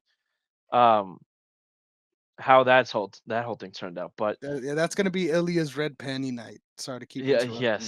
yes, because it won't be Connor like he's begging it to be. Um, Yeah, this one, and I love Bobby Green. That's why I have him in Dynasty. His fight style is hood, man. You can't take that away like that. There's no one else. There's no one in the UFC like him. He's a strange character. They're both strange characters. But I do think that Patty was given a shit end of the stick. I think him getting Tony Ferguson was a complete lose lose, and I give him a lot of credit for that. There's no reason that he should have taken that fight or wanted to take that fight. If you beat Tony Ferguson, nobody gives a fuck. Tony Ferguson is completely washed. Again, sorry. I know that's your boy. But his time was up, right? Like Tony's time is up. And him, if you lose to Tony, it's like, oh, this dude's dog shit anyway. We all knew that. Like, oh yeah, like what a joke. So getting someone like Bobby Green, another guy who beat Tony Ferguson. Sorry again. Like it's this is a good fight because now let's legitimately see. Bobby Green's ranked. Let's see if Paddy Pimblett's actually fucking real deal. This is a big one. And all the shit that came out today, it's perfect that we recorded today because all the shit that came out about him having, issues mentally, his depression, all that shit. I think that's a big moment to talk about that publicly. I don't want to sound like everyone's gonna be like, "Wow, oh look at this guy, he's so woke," but like I think that's a humongous movement, a big moment for any man to publicly talk about mental health or even about having depression in an open space where the whole world's gonna see it. Hate me or love me, this is my problem. I'm dealing with it, and I love that for someone like Patty Pimpman. And for Bobby Green, there was a legitimate moment where I actually thought he could make another top 5 run, a good, like, 2 years ago, and I think that moment has passed with the Jalen Turner loss. Yes, the Jalen Turner loss is wild, right? Like, I feel bad for him still to this day. Yes, he beat Jim Miller at UFC 300, but what are we really considering Jim Miller to be at this point, right? Like I would have not have been surprised if Patty was fighting Jim Miller like at this moment because I felt like those two are at even wavelengths. I think I think King Green is better than Patty right now, but I do think Patty can do what it takes to get it done. I think what he could do in the grappling, I think that's going to be where Patty needs to find a way to excel at the most. I think Bobby Green struggles when it goes to the ground. I'm not saying that he's not capable of handling himself because we've seen him for I feel like over 10 years at this point. But I do think Patty knows that this is the biggest test of his career, the biggest moment of his career, and I think this is going to be more about knowing that he's got to. This is like his career, not his career's on the line, but the trajectory of his career is on the line. And I think that this is one where King Green already has reached his peak, right? I hate saying that, but I don't see Bobby Green ever making it to a top 5 ranking again or even fighting for a title or anything like that. I think his moment has come. He's beaten Tony Ferguson, he's beaten Jim Miller, he's kind of sticking around as being a fan favorite sort of thing, but I don't know if, that's why he got the Jalen Turner fight. Kind of let's all right, here's a top 8 guy. Let's see what you could do. Oh shit. That didn't work out. Let's dial it back. Let's give you another 3 big names in a row. Let's see how you do. And I think for me, I know I haven't talked much about like the specific reasons on why I think Paddy Pimblett can get it done. It's just for me like a hard thing because I have Bobby Green in my dynasty, and Bobby Green I believe is the favorite in this fight. But to me, I believe in like heart. I believe in Paddy doing everything possible, no matter what. Don't ever let this fight get away from you. And I don't care if people hate. People hate on me being a Connor fan. People hate on me being every fan. But I think Paddy can get this done. I think this is going to be the one where you see raw emotion from Paddy Pimblett here. And I think to me, I think people will start to respect Paddy Pimblett after this fight because this is going to be a really awesome fight. I think he gets it done, and it sucks to say because I love King Green, but give me Paddy to win. Holy shit, man! How dare you make me um agree I with you? talked way too All I much there. gotta say, oh no, no. All I gotta say about this fight is how dare you make me agree with you? uh, Up to this point, this you have not picked any underdogs, so welcome. Right? Thank ooh, look you. at that. Congratulations. You finally got off the chalk, god damn it. I will say that is not a bad strategy. Shout out to Liam Picks Fights. Gotta say, shout out, because this graphic that he posted is the only way I would know about this. But within all the pay-per-views this year, what would you say? What would be your guess for the percentage of favorites that win on pay-per-view cards? What would your guess be? Oh, I would say probably over 75%. Wow, this guy's not conservative at all. Yeah, you're ahead of the ball there. It's about 75% literally. Yeah. So shout out to Liam for that one. Uh it's not a bad strategy at all. To only pick fucking favorites here. I agree with you. This was a tough fight to muse on. I think I went hmm back and forth a lot on this one. Ultimately, regardless of you picking him, I was also confident I was coming into this one picking Paddy Pimblett. I just feel like matchup wise, this is a trap fight for Bobby because he's gonna think I'm gonna go out there and dust this kid like I did Grant Dawson. But the reality of it is Paddy is actually a lot more scrappy than people give him credit for. I think, especially on the feet, he's live to knock out Bobby Green here. And I think that's kind of crazy to say, but I just Well, think that's once yeah. again speaks to the level of regression and the level of place that King Green is in his career, where I don't think once again Paddy Pimblett is gonna go out there and fucking want to only strike with Bobby Green. Like you'll be No, stupid to definitely not. do that. Um, but the confidence in exchanges that we saw in his last fight and his ability to land with power, I won't be surprised. Stranger things have happened.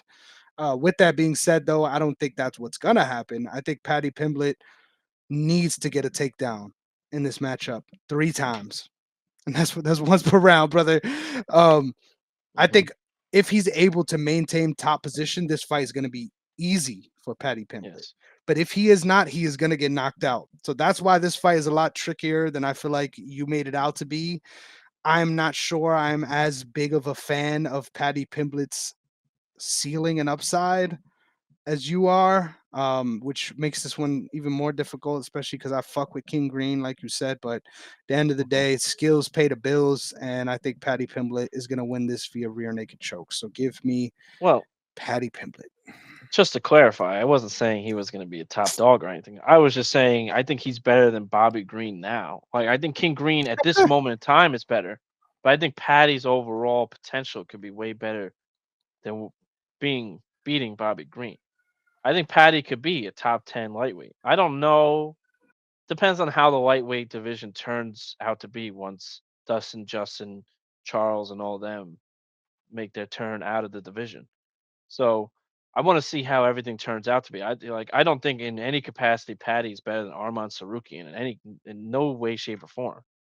So like I want to see if what Paddy can do with something like this because this is a big test to be ranked. Like this is Bobby Green's the perfect gatekeeper for a ranked guy. Like he's always right there. He's always either 10 or 20 or 15. He's always right there every time.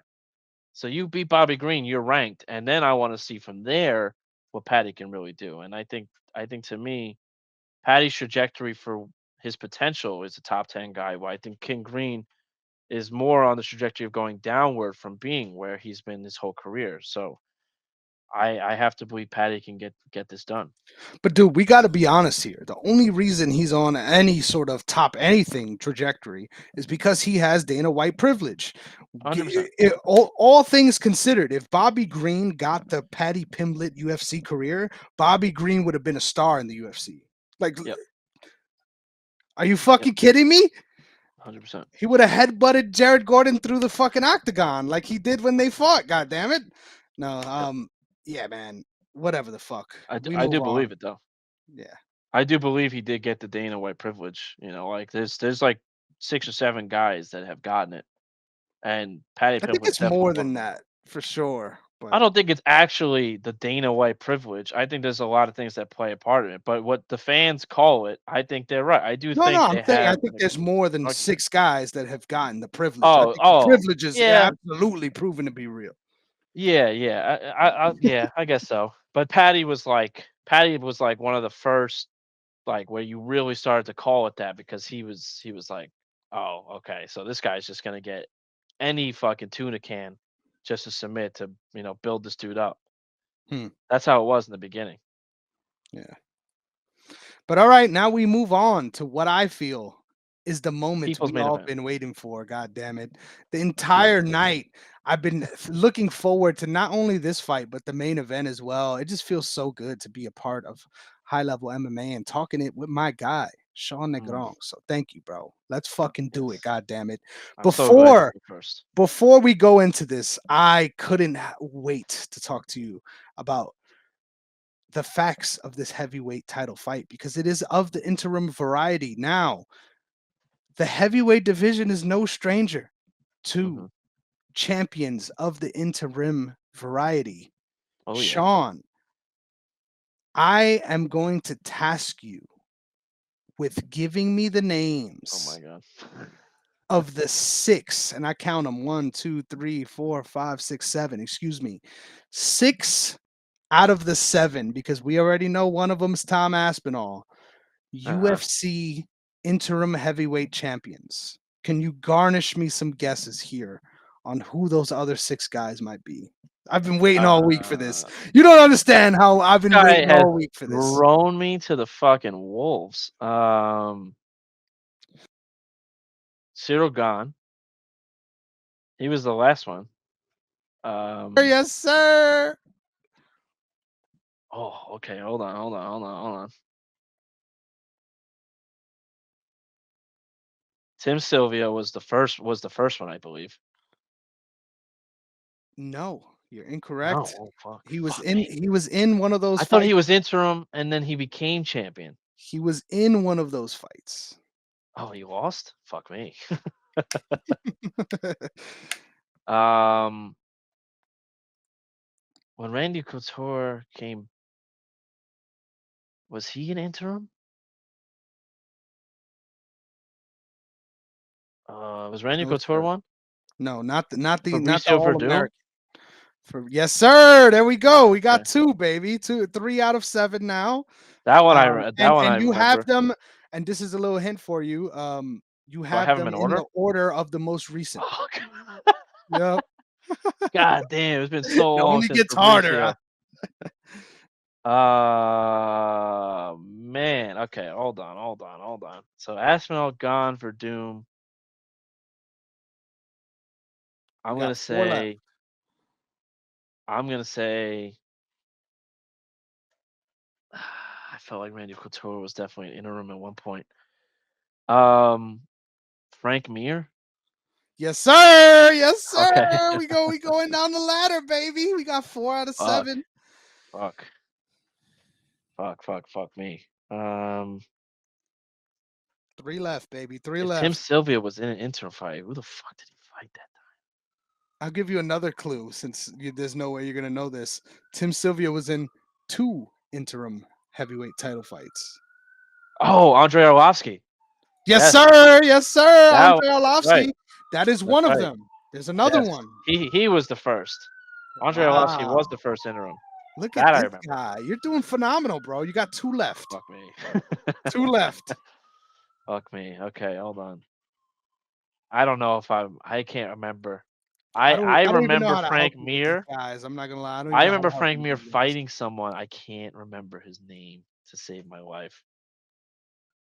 Shane something. There's no way I'm gonna remember his last name. Oh! Yes, I'll give that to you, bro. Shane Carwin. Yeah, I One did. There's no Shane shot I was Carwin. remembering Shane Carwin. Amazing pull. The fact that you got one of those names, you're there. You know who it is. You got one left. And Well, this I know guy it. is also, yes, you will know this person. They have competed in the UFC in the last 10 years. Okay. That is a clue. Uh-huh. Um, and then I will give you one more clue. Uh-huh. This person is a Was he a part. light heavyweight first? Yes, that wasn't the clue I was gonna give you, but now I feel like I Okay, can't what's the give other you a clue? clue. I can't. Yeah, I can't give you the clue now because now it's too easy. Fuck. Okay, hold on. Is this I don't think I don't know. This is tough. What can you give me which UFC? Like range it. What UFC he won it in? I Between think I can UFC get what and what? that. Can I just give you the Is number? this is this the He fucking won sure, you this could do that. belt at UFC 81. Do not Google this, Oh, please. okay, hold on. Okay, so this has to be This is this the motherfucker's Bus looking at the Boys? third monitor. He's looking at the third monitor over there, this There's cocksucker. there's literally no monitor, man. It's my fridge. Oh, we getting a tour, baby. I never thought that would happen on this show. That's my fridge. Oh my god. This is tough. I'm Okay, gonna say I'm final gonna give guess. you no wait. I'll give you the final clue, the one that I told you I couldn't give you, but I'll give it to you. He is a part of the infamous crew of people who have competed in the UFC alongside their brother. Ah, yep, okay. So now I know it. It's the fucking No, are you sure, motherfucker? Because this is a yes, I know it. 50% chance, so you better get it right the first time. This is There's definitely no one of second time. this is the fucking I was This is thinking the this, but I was like, Spider-Man nah. meme. You have to choose between the Spider-Man meme right now. This is the fucking Chael Sonnen's boy. Fucking the bus fucking incident. This is Wow, the look at this Nogueira guy. brothers. Okay, but which one? Which Which of fucking the one though? Nogario brothers? Fuck. How many more do I have? This is the last one. This is the last one. Oh, have I gotten? Oh, okay, okay. You've gotten Shit. all of them, dude. You're fucking phenomenal right now. I actually thought for a second Kane Velasquez was an interim too at one point. Fuck. I don't know. Fuck. I feel like I've taken too much time. Let's say Antonio. This fucking Did I guy! really get it? Holy shit! So proud. Have never Yeah. been more proud. I did not Yeah. expect you to That get 4. So the fact that you got all of them, bro, fucking shout dude. I know my UFC shit. First and also I have written an article about this. So that definitely did help. But I wrote that article like 7 years ago. So that was something where I was like, fuck, who are the last couple guys? Dude, But I okay, I'll love it. take it. The Take reason it. why I say that because I feel like if I was tasked the same way you were, I'm not sure I would have got those guys. Even though I know of them, right? They're there. Yeah. But yeah, good shit, guy. But Good I shit. remember, but the Chael Sonnen one is easy for Nogueira brothers because I remember him talking all that shit about the Nogueira brothers, and then watching Antonio win, and then I remember they panned it to his face, and he was just like he was just like, nah, that doesn't count. It's not a real That's great. champion. While for him, he had the whole Anderson Silva thing, but um, Gone, I remember, Verdum, I remember. Um, I thought for a second Cain Velasquez was an interim because I remember Verdum got hurt and then Kane tried to make the comeback Yep. to fight him again. I thought he became an interim. Obviously with I thought Gon should have won that fight if he didn't fucking fuck up the fifth round. Hmm. Um, There we go. there's Let been there a be lot. light. Let there be light. You Uh, love to see it. But Shout yes, out to we will Arlovsky. continue. Yeah, yeah. Shout out to Arlovsky. That was my Just clue. retired 'Cause I recently. thought you weren't gonna get him. My clue would have been this guy fought a couple weeks ago, cocksucker. Yeah. Yeah. But great stuff, man. We'll move on to that talk of the actual interim title fight, ladies and gentlemen. We got Tom Aspinall looking to defend his crown against Curtis Blades in a rematch of a fight that ended in the first round, in the first exchange. God damn it. Curtis Blades landed a slick 1-2, and then as he dropped back on his back knee, it just completely ruptured on him. Rest in peace to Tom Aspinall's title aspirations, or so we thought. He's the guy with the belt in the rematch. God damn it! If you asked me then, I definitely wouldn't have thought that would be the case. Curtis Blades' MMA career has been something that is phenomenally strange to behold, right? Like I feel like Mhm. in most eras, this guy has been a champion already. I think this is a discussion we've had already on the show as well. Um, I think in most eras, this guy's championship material. He is a great fighter in a weight class filled with terrible fighters. Like I need to make that very clear. This guy is a tier above heavyweights. He Yeah. is in that upper echelon and he deserves to be in the title fight, regardless of if it's of the interim variety. All right, cocksuckers. Hmm. I think this is a great matchup because it looked like Curtis Blades, when you watch that fight back, was about to dominate him for 25 minutes. Like it looked like Curtis Blades was locked in during that first event. So it really makes you look Yep. forward to this one. Obviously, Tom's a huge favorite here in front of his hometown crowd. I love But he that was this is then a too. head to head dynasty wise because guess what?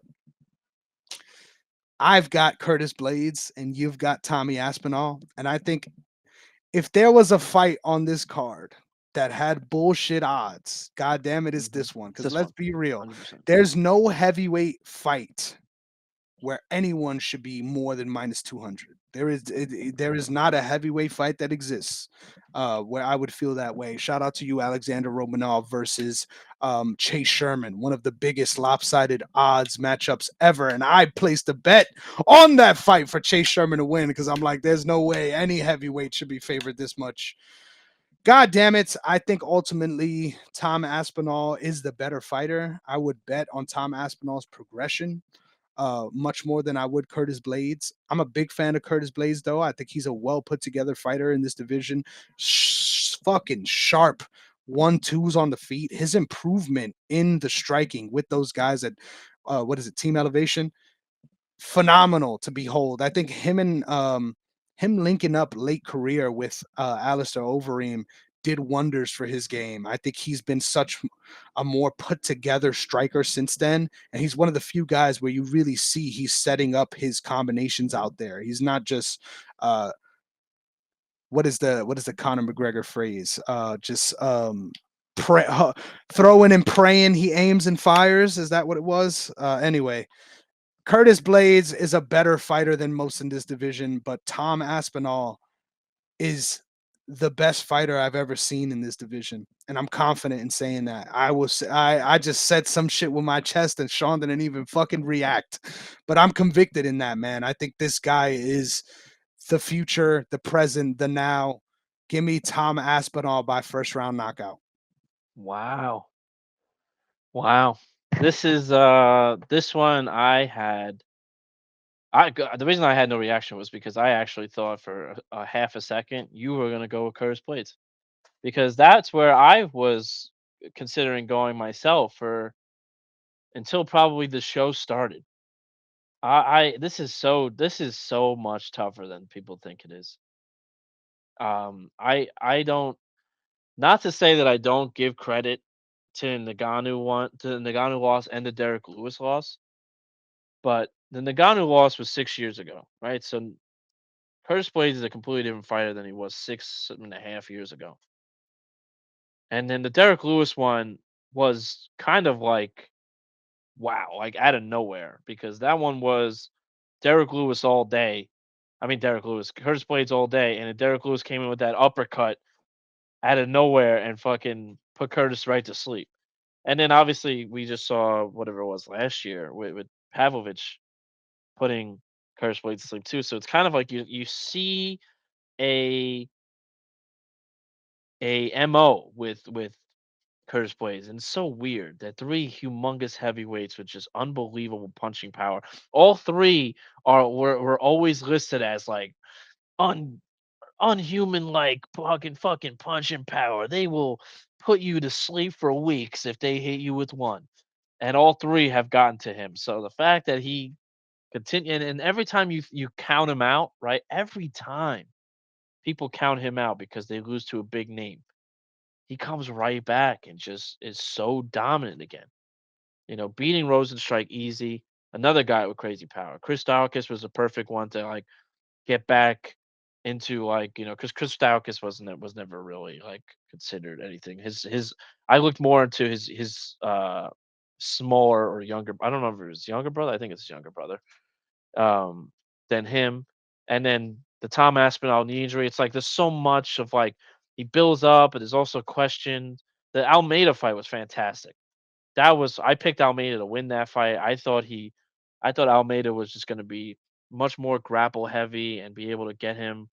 And Curtis Blades was dominant. I felt like almost the whole time. Almeida looked so good that first round, and then just waited for Almeida to tire out, and then that was it. The Tom Aspinall fight sucks because it was only 15 seconds long, but I actually watching that fight, I was like, I don't know. I think Curtis is ready today. Like, I did not think that Aspinall was gonna be able to like make it as easy as people thought it was gonna be when they first time they fought. So I'm glad that this fight's happening again, two something years later. Um, this is an awesome fight, and I was really convinced that Curtis Blades was gonna win. But I just think that Tom Aspinall now is on a much different level after the knee injury than he was when he fought Curtis Blades the first time. I think Tom Aspinall is a heavyweight champion right now. Um, and I'm a John The, Jones not fan. a, No, no, the. no, no. Nope. Nope. Nope. I disagree. John Jones is No. the heavyweight champion. Mm-mm. Yes, he is. It was an He's the interim heavyweight belt. champion. He won. Okay, but he got hurt. John I Jones don't got fucking hurt. care, Okay. I bro. hate that people do this shit because people just love to hate We're before. never gonna see the fight. That's why people do it. We're never gonna see it. So it Why not? doesn't matter. Yeah, you know what? Blame John And maybe Jones. Blame Coke okay, John great. Jones. Okay, but that's first off, that's the UFC's making right there. They made Yep. the Stipe fight before that. So you really can't you can't turn your back on Stipe now. That's why I think they're so I fucking disagree. I no you disagree. can't.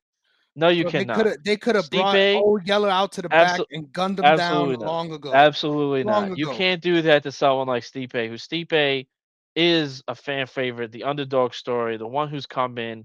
He's beaten Ngannou. He's beaten Cormier twice. He's built up a name to be considered the greatest heavyweight in the UFC, right?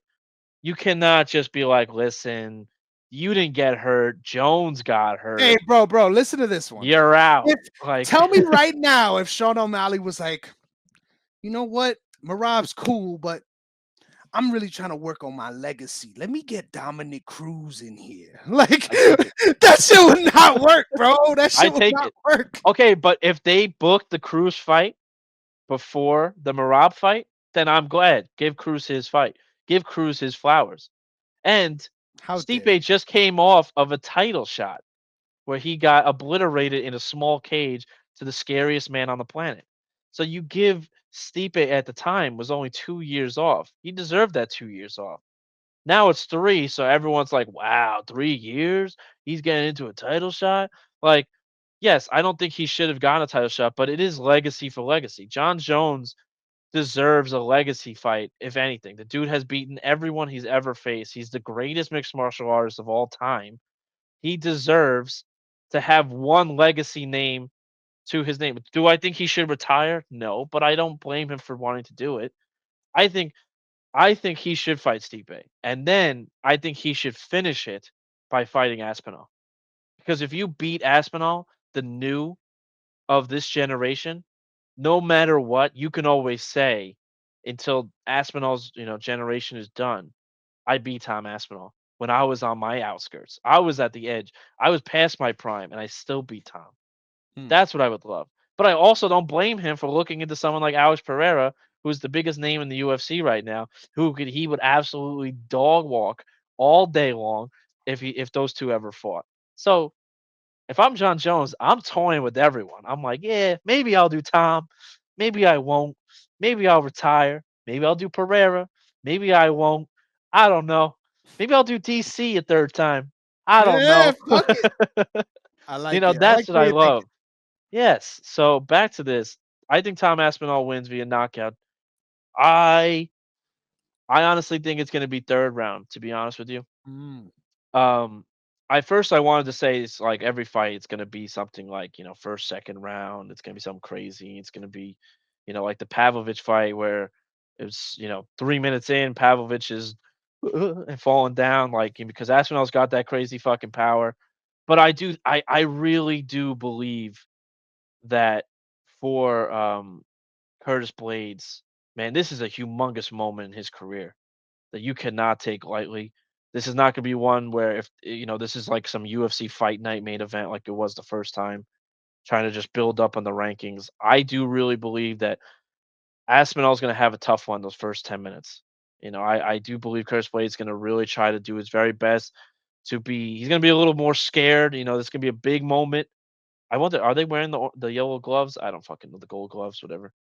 So it's gonna be a big moment for him, and I think he'll be a little nervous in the beginning, but I do think he'll land some pretty good takedowns, ground control time. The fans will be booing, people will get nervous, but I do believe Tom Aspinall is legit to be doing this for 25 minutes, full camp this time.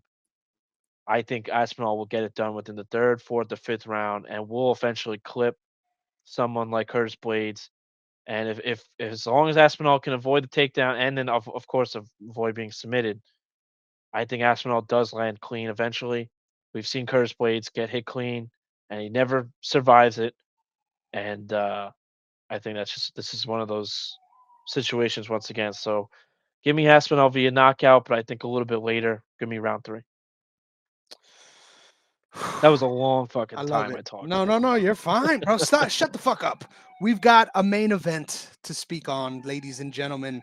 A welterweight main event. This- Woo! The welterweight title finally being Everyone on the cares line. about this one. Finally being on the line once Oh again. yeah. We have Leon Edwards looking to retain his welterweight title for the third time. Sean, it is trivia time once again. Oh my There have been god. 11 welterweight Get the champions. fuck out of here. Oh, okay. How I will tell you right now. I don't know why I said how like that. I'm getting excited here, bro. As you could tell, I've did my research for this, brother. Uh-huh. Of the 11 UFC welterweight champions, 5 have defended the belt 3 times or more. Can you name me those 5 Oh my lord. fighters? No. Tomorrow, GSP.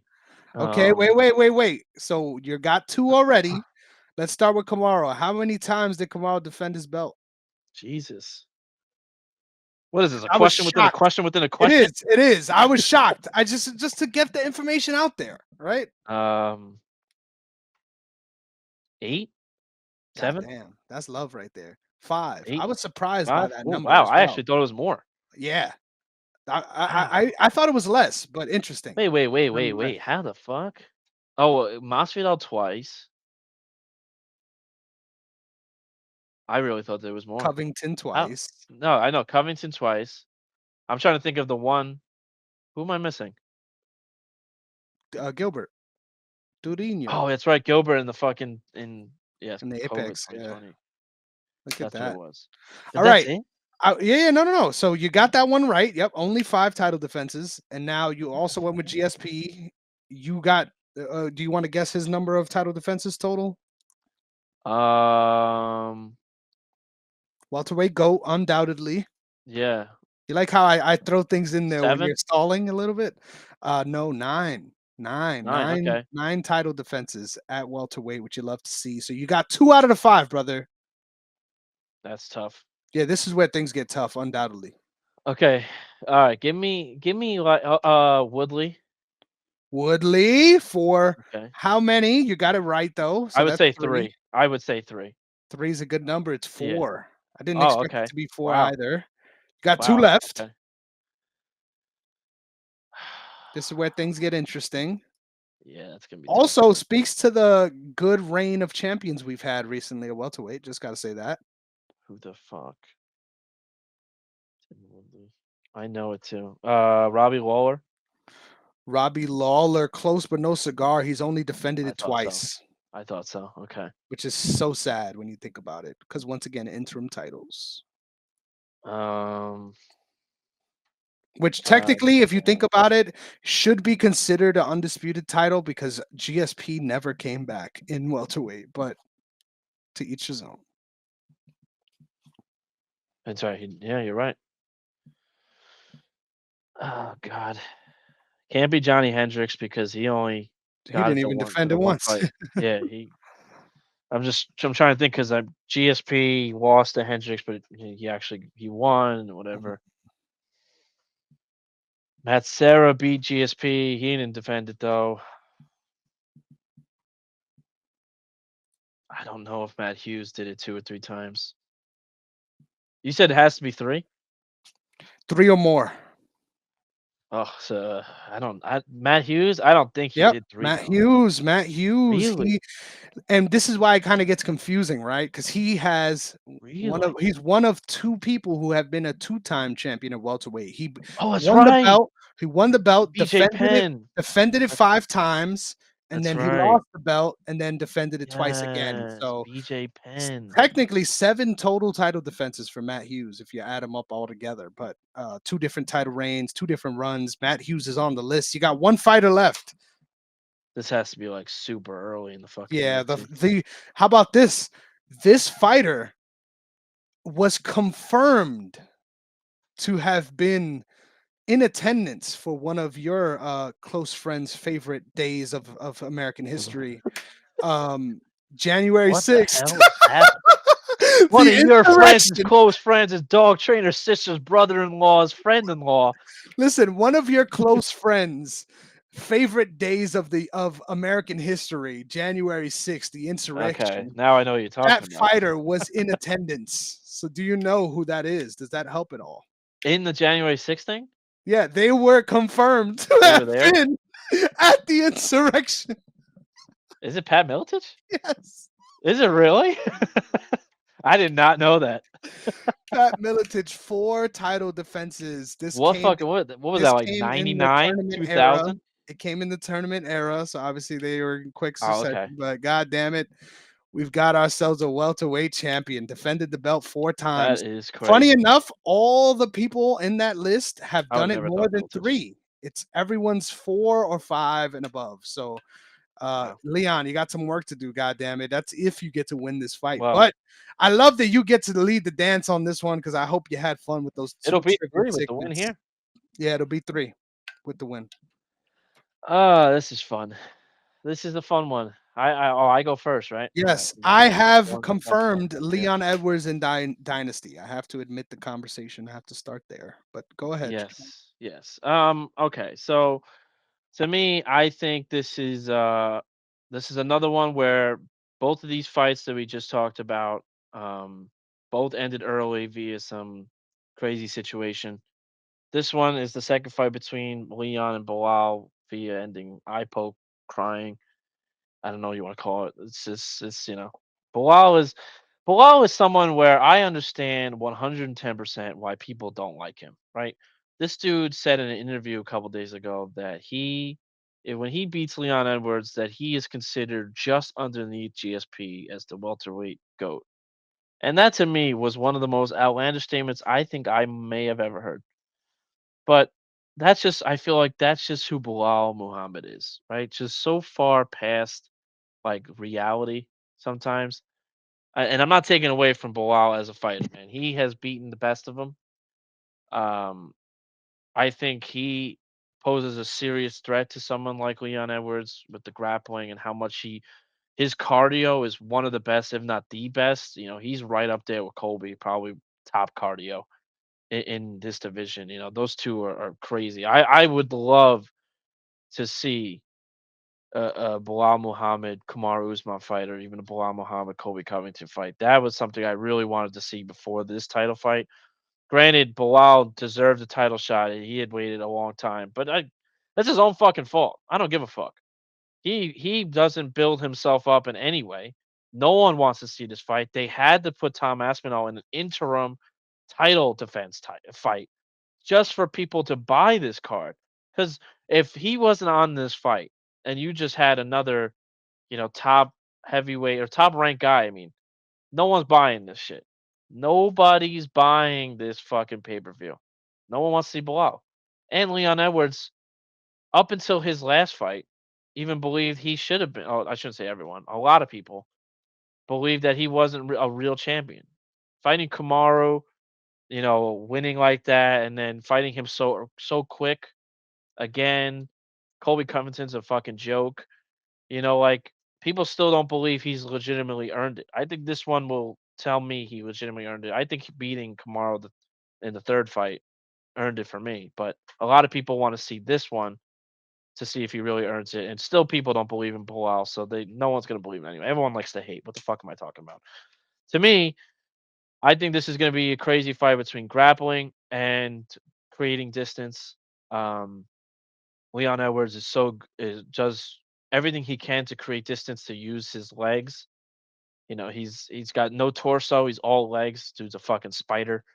It's I think that's his method to victory here. I think if Bilal can find a way to grab the takedown and control pressure time, and like he said in his other fucking interviews, I'm gonna choke him out, and right before he taps, I'm gonna let him go. Dude, you haven't finished anybody.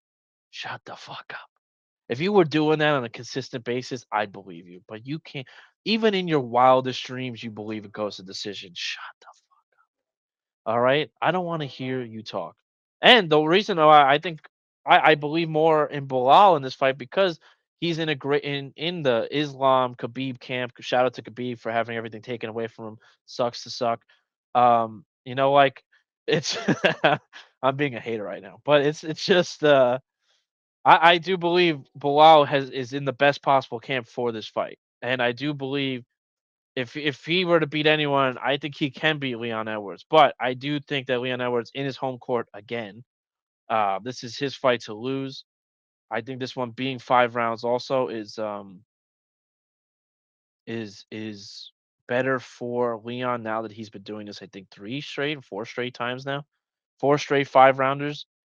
Um, I think Leon is at the pinnacle and the peak of his career at this current moment, the highest he's ever felt. But when he's down in the dumps, man, is he down in the dumps. Like we've seen it a lot throughout his tenure.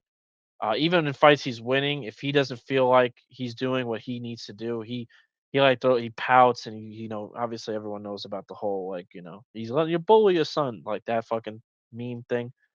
But to me, I think this is Leon knows this entire card comes down to let me just not get taken down. And for Leon is so versatile. He could take you down. He could grapple with you. Obviously, not as good as Bilal, but I think he's going to do everything he can to just expose the legs, abuse Bilal's body, and eventually go for some sort of crazy combination to take Bilal's head off. I do see this one ending in a unanimous decision. I think this is going to be a boring fight to the fans, but I think I'm going to say Leon Edwards 49-46 Wow. to retain the belt. Almost a shutout. Almost a shutout. Yeah, Yep. the fans lose this one, no matter what. And that's not me hating. I think this is gonna be a fun fight for me to watch because I fuck with this, and I'm a fucking Mhm. nerd, especially for Leon Edwards' game. After doing the tape on this one, really, really had a holy shit. Is this guy so bad? He's good moment, and then I was like, no, he's just great. No, he's just Can I great. ask you one question? Uh, One sure, quick question. sure. One quick question here. Can I ask you a Okay. question? Where did you go? Where have you gone, Dude, brother? I don't know. I was just thinking the same thing. I'm like, where did I disappear to? I can't see you, brother.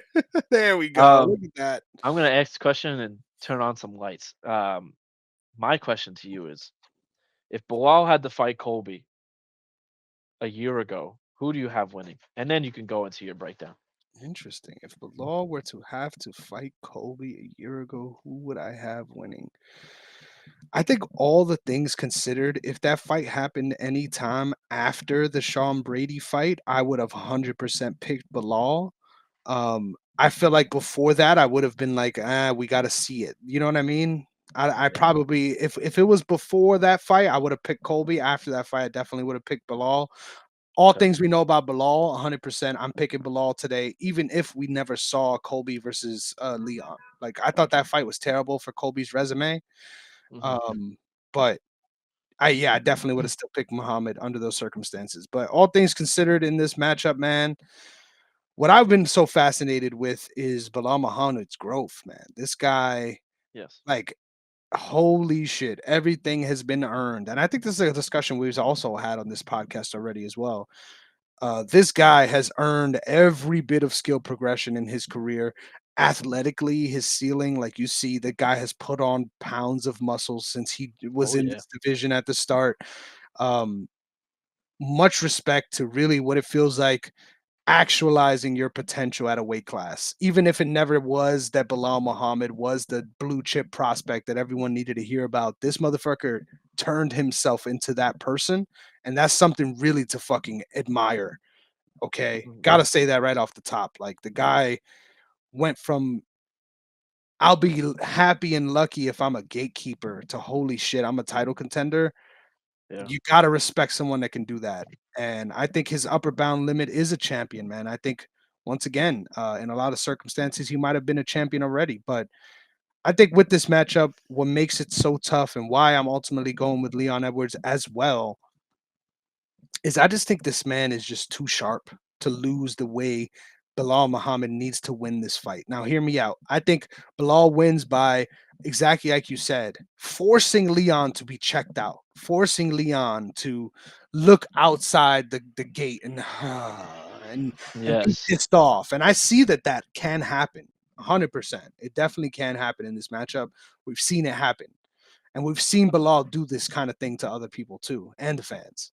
But ultimately, Leon is just so sharp on the outside and keeping guys on that bubble.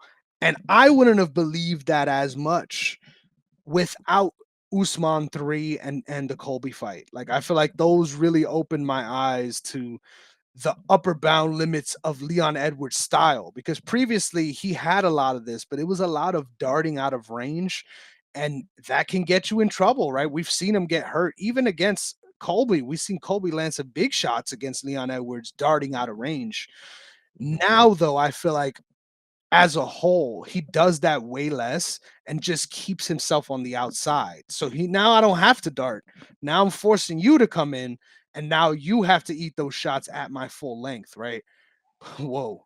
I think ultimately Leon Edwards is just way too sharp on the outside. He's going to keep him on the outside using obviously the threat of those high kicks, but also the southpaw switch. I think he's faster than Bilal on the 1-2 from either side. Both of these guys like to switch stances. And I think there's just a recipe for disaster for Bilal Muhammad to keep this on the feet for extended periods. I think obviously if you're having success pressuring, you're going to love that. If you could keep him against the cage, you don't really have to do much in that scenario for it to be perceived as you winning. Like put him against defense. You don't even necessarily have to put yourself out there combination wise. You're scoring, right? I think ultimately that's his path to victory. I just feel like even if like I watched back Usman Leon 3 like with a crazy keen eye, and I watched that fight live with you, and I remember thinking it was close, but watching it back, I'm like, nah, it was fucking 4-1. The only reason it was close was because of the point deduction. Um, Hmm. and I think that's going to be a similar scenario here, man. You got to feel like if someone that has a very similar skill set, but a much higher athletic platform in Kamaru Usman couldn't do these things to Leon Edwards, it makes you feel right that Leon Edwards should be able to pull this off. Now, of course, the X factor is the Khabib team and everything it brings, but ultimately, siding with you on this one, man, I think Leon Edwards is here to stay, and I don't know if he keeps this belt much longer. But I think he's keeping it in Manchester this time around. God damn it. Sean, can you believe that between us, we have a grand total of, and if you can't tell, I'm stalling because I'm counting in my head. We have a grand total of six Oh. fighters on my side of the card Yeah. and six more on your side of the card. That's So we 12. got a total of 12, god damn it. And we're about to draft four more. So with my first Oh. pick of the dynasty draft, I waffled back and forth on this, try to consider who has the most upside, try to consider who's the best fighter to grab here, win wise. What am I going to do? And I god know what damn you're it, gonna. I'm giving myself an L. I'm going with Belal Muhammed. Give me Belal Muhammad. Wow. Remember the name. And I probably shouldn't have because you probably wouldn't have even picked him with the second or third pick. So I probably could have got him at the wheel.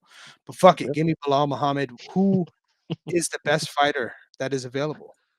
This is tough because we have so many of the top guys now. Ah, man, you know me. You know me. Yeah, yeah. I started it off fast and furious because I knew we were gonna be here a while. God damn it. Shit. Give me Nathaniel Wood. Fuck. Okay. Had to let that out. Sorry. You could have taken him first. I would have never taken Bilal. Yeah, Um, thought about that. That was my yeah, original that's plan, but fuck it. Bilal's the best fighter here. yeah, yeah. And then, do I want to go against you? Definitely not.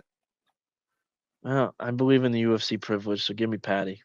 Ah, look at that. Giving himself a even matchup there as well. So now you're going 2-2 this week, huh? You're taking the risk away. It might Yeah. be a good move strategically. Not gonna lie. Yes. 2-2. All right.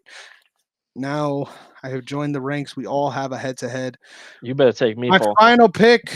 Hell no. Wait. You Yeah, better hell take no. me, Paul. Give me back the guy. Look, I'm sorry, bro. Mick.